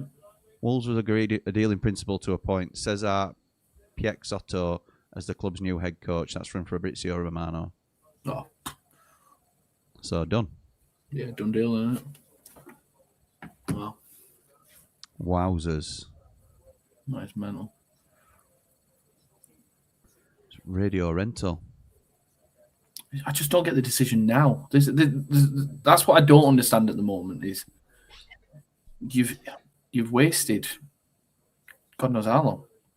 Wolves agreed to appoint Cesar Pixelonio as the new head coach in the Championship. Here we go. Verbal agreement in place on a contract valid for 2 years, as Peixoto will replace Rob Edwards, set for a new chapter in the UK. After historical results with Gil Vicente, Peixoto joins Wolves while seen as one of the most talented young coaches around. My word. Yeah. My. I don't know him, to be fair. But, I don't either. But replacing Rob Edwards is a smart move. Yeah, I don't like the individual personally. Nope. Another smart Then again, I didn't like Gary Monk until he was at that dinner night the other night. he is funny, to be fair. Oh, were it good that? You enjoy it? Yeah, really good. Oh, good. The story about Sheffield Wednesday was even better. Good. You'll have to tell me that off air. Yeah. Rob Edwards, what a W, says Steve. I agree, but I'm not going to put it on the screen. Jack says, Thom, that game was a hard one to take, just like the Spurs ones. Oh, God, yeah. I was at the Spurs game. Me and Chloe were Paul says, where's McKenna going? Anyone know? He's having a break. That's what he's come out and said. He's going to spend some time with his family. So, and I think when you say that publicly, he'll honour that as well. It'd be a huge own goal not to. Sayers going to Ipswich, says Wayne. Yeah, that's right. Funny. Left Borough to get Wolves. That's 3 relegations in 3 seasons, says Jack. Yeah. Gordon might have just done enough today to start the first game instead of Rashford, says Scott. He definitely has. I think he has. I think he fancied Rashford anyway. He fancied Gordon over Rashford anyway. But Gordon's been involved, and done well, I think, tonight, it's fair to say. So, yeah, I think Gordon will start the first game. This league is going to be solid, says Jack. He's 46, a young coach. Manager. Oh, is he 46? It's not young, is it, really? It's not that young anymore. Okay, so another corner to England. 82 on the clock. Let's do something from a set piece. Football genius, yeah.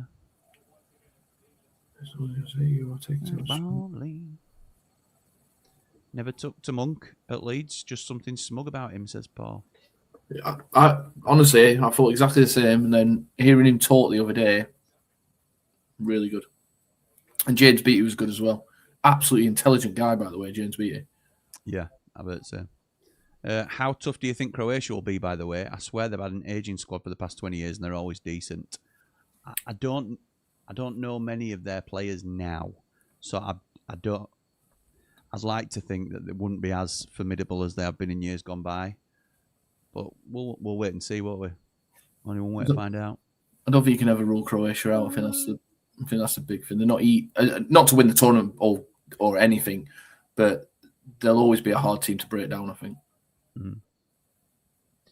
Jack says Gordon took Rashford's place at Barca and now he's England's spot. Yeah, that is a bit of a kick, isn't it? Rashford hates Gordon. Pass it on.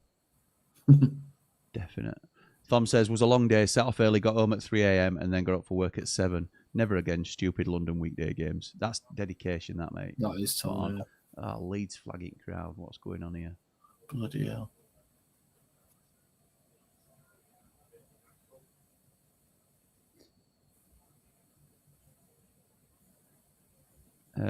Rob Edwards quits a champ team in the playoffs to take over a Wolves team that get relegated. Hope he made enough. I wouldn't hire him for the 6th division, says Steve. Watkins were nearly in there, but it's cleared by Costa Rica. Rob says, with all this grappling at corners, why don't teams play it short for someone to cross it in so the ball's not in play, bit is redundant and more pens are given? Smart. I see what it means. Why don't they just knock the ball so it's in play and then they're grappling and wrestling in the box? Yeah. Sensible. Somebody will probably try that one day.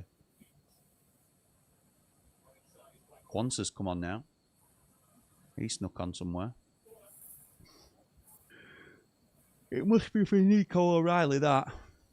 Which means Jed Spencer will have gone to left back. Quansa will be right back, I would have thought. Yeah. The only thing I was worried when I saw these friendlies, right, is our defence in both games has not been tested one bit. True. Like, not even close, because I think we've gone too far down the level, in my opinion. Yeah, you wouldn't expect to be tested against these two sides, though, would you? So that's the danger. It's a little bit like what people are talking about with Sheffield United's pre-season friendlies playing low-level opposition.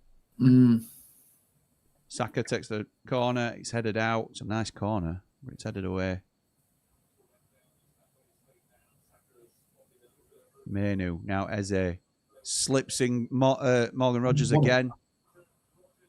Does well. Chips it across goal. It's a little bit high. It's out of play for a Costa Rica throw. 5 minutes to go. Yeah, won it high up again. Modric is 41 in September and still playing at the highest level at AC Milan. What a great player. Absolutely right. Yeah, you don't get many like that, though, do you? No, you don't. Yeah, he's a class act, Luka Modric, but I don't expect him to have a huge impact at the World Cup, if I'm honest. Croatia coastline is stunning. Not been. Another place I've not yet been, so do fancy it. Me either. I've not been Croatia.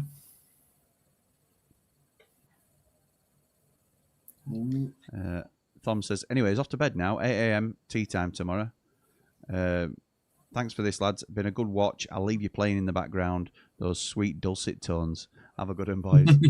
Thank you, mate. Oh, Rashford. Oh, it stopped just before the line. Cheers, Tom. Thanks for joining us, pal. Yeah, have a good one. Rogers shoots. Oh, good. Is that going to be offside? I think he's all right. I think he's all right. So it were a shot from outside the box. I think it were Rogers. It's parried out by the goalkeeper, but it nicely bounces up to Ollie Watkins, who's there on the rebound. And it's 3-0 to England, I think. Yeah. I think because we're just waiting on confirmation that it's not offside, but nobody seems to be appealing anything. My gut feeling onside. Yeah, I've been more ready tonight. Morgan Rogers' shot from outside the box, parried by the keeper, will be disappointed. He's miles onside. Yeah, he is. Because it's when the shot, keeper saves. So yeah, they're trying to claim offside, but it's not when it comes off the keeper. It's when it leaves Rogers' boot and he's onside. Deserve that, says Ian. Yeah, I'd say so. 3-0's about right for tonight. Yeah, I don't. What's the keeper doing? Says Rob. I know, and it's. I don't know. I don't think you can do much more with that, do you? You can do much more with that. If you can't hold on to it, you've got to parry it away rather than just into the ground and. Yeah, true. Yeah, he needs to be pushing it wide, doesn't he? Yeah. Should have put a bet on. Yeah, I think I said 3 as well. So yeah. Yeah, you did say 3. You did say. See, with midnight, you get bet £10, get £30 back in free bets. I've been to. Is that Var? How do you pronounce that? Var in Croatia. Stunning place. Yeah, it's a popular place to go now, Croatia. A lot of people like to go there. Yeah, same with Bulgaria as well. Yeah, true. Never been personally. Riga's a really nice city if you ever get a chance to go to Riga. Oh, very good. I think I get caught in that trap of going to the same sort of places all the time, really. We do like to do like city breaks and stuff, but I love city breaks. We try and bounce around a little, but I say that for a guy that goes to Vegas once a year. He goes to Vegas every year. Yeah, so we do try and mix it up a little bit. Let's have a look. Great watch along, guys. I made it to the end. Nice one, Davey boy. Thank you, pal. Cheers, lads, for tonight. Says Matt, off to bed, up at 5 a.m. tomorrow. Why are you still with us, pal? Why? Jeez. Why are you still with us? When Jimmy was talking about 8 hours sleep and all that, important for health. Says the guy that's getting up in 6.5 hours, probably. I'll be up about 6:30. Rob says it wasn't with pace. He could have caught it. Yes, he could have caught it. No, Hoping this performance continues. Really enjoyed it. Ian says, when I went to Croatia, it was still Yugoslavia. And Ray says, yeah, great watch along, lads. Enjoyed it. Well, this is the last non-competitive game we'll be covering this summer on this channel anyway.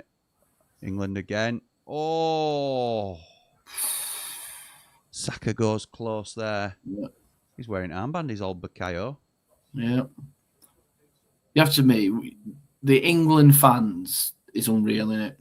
The amount of people that go to games, and it's like the Barmy Army with the cricket as well. I just think as a nation, I love, and same for Scotland as well. Like I said, I saw them all at Glasgow Airport today, and I just love how we support our national teams. It's brilliant, isn't it? It's brilliant, and the fact, I mean, we're all Sheffield United fans like that know each other through Ramble, but now on this channel as well, we've got loads of people from different clubs and different teams. Yeah, we're all on. Obviously, there'll be the odd Scottish or Welsh or even further afield fan coming in, and everybody's welcome here. But I love the unity that comes with us all getting to. Like I was saying to Cal and Connor the other day, I love the fact that we're all rival fans of different clubs, but we can all get behind England.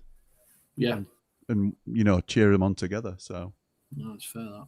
Yeah, it's crazy. So Scott says if you put a £10 bet on England to win the World Cup at 12-1, you'll lose £10. Nice. Good night, lads. Thanks for the watch along, says Jack. Cheers, lads. Worth staying up for. Thank you, Ian. I appreciate that, my mate. That's been good. I'm back in the gym tomorrow, mate, with Finn. So I've got a webinar at 8:30, so I'm actually missing it, and this is the problem. I'm supposed to be on Fizz tomorrow. But I'll go for a run Friday morning for PT. Ooh. Oh, I know. Ezzy's not happy with that. His shot were on target. It's just blocked. He's unlucky there.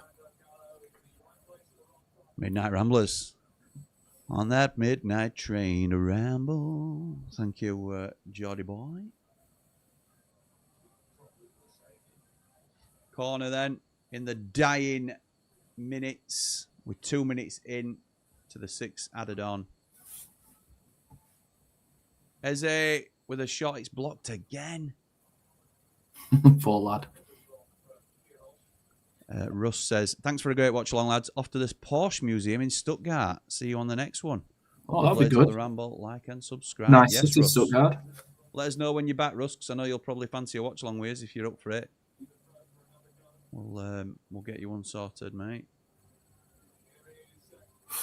Kobe Mainu, and he's saved by the goalkeeper. England just peppering the Costa Rica goal now. Trying to get out for a little break. Oh, he does all right there, does lad. But it's stopped by Gay. Jeez. Yeah. They're just saying on commentary it's officially World Cup Day. Oh, yeah. 1 And minute you're back on stream tonight, Gaz. Yeah, in 19 and a half hours. Oh, my word. I love it. Will do, buddy. Nice one, mate. He's coming home. End of. Scott says, I always want the sweaty socks to do well. It's not reciprocated, though. No, that's true. Scott, when are you coming on a stream as well? That's what I want to know. Let us know if you fancy it. Yeah, it is mental. Fans loud and proud. Go on, mate. Sorry, you were saying? No, it is mental. It's like, I don't care if it's Wales. I don't care if it's Scotland. I always want them to do well, but it's never. Everyone just hates England. And, yeah, they do, yeah. But the thing they don't like is what we were discussing earlier. Oh, so unlucky that. Defended as well there, you know. Lovely through ball from Rashford as well. Everyone in England crowd looks smashed, says Jord. Yeah, they do. Standard. I'd be the same. So freaking hell. Chat's going like rapido. Corner played to the edge of the box. Mainu now. Oh, looked like he was winding up to shoot. Rodgers is played in, and it's a poor effort. Poor effort, high and wide. Come on, Rodgers.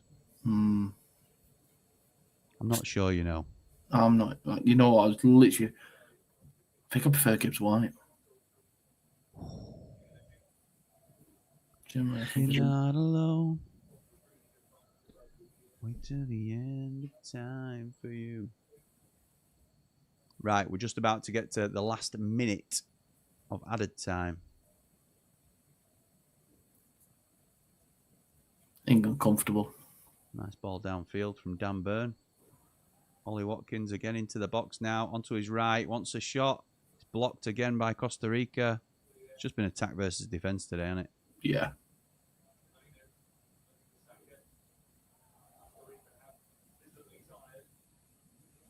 And that's just about that, to be honest. It's reducing to a walking pace. This. Oh, ball's punctured.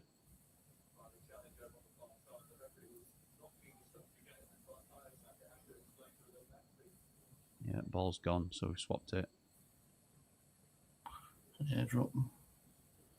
Drop ball. Jeez, you weren't expecting that. I know, yeah. That's right course of action, though, isn't it? Give it back to the team in possession. Yeah, whoever's got it, in a safe area. Yeah, drop ball. Uncontested as well. You don't have contested drop balls anymore.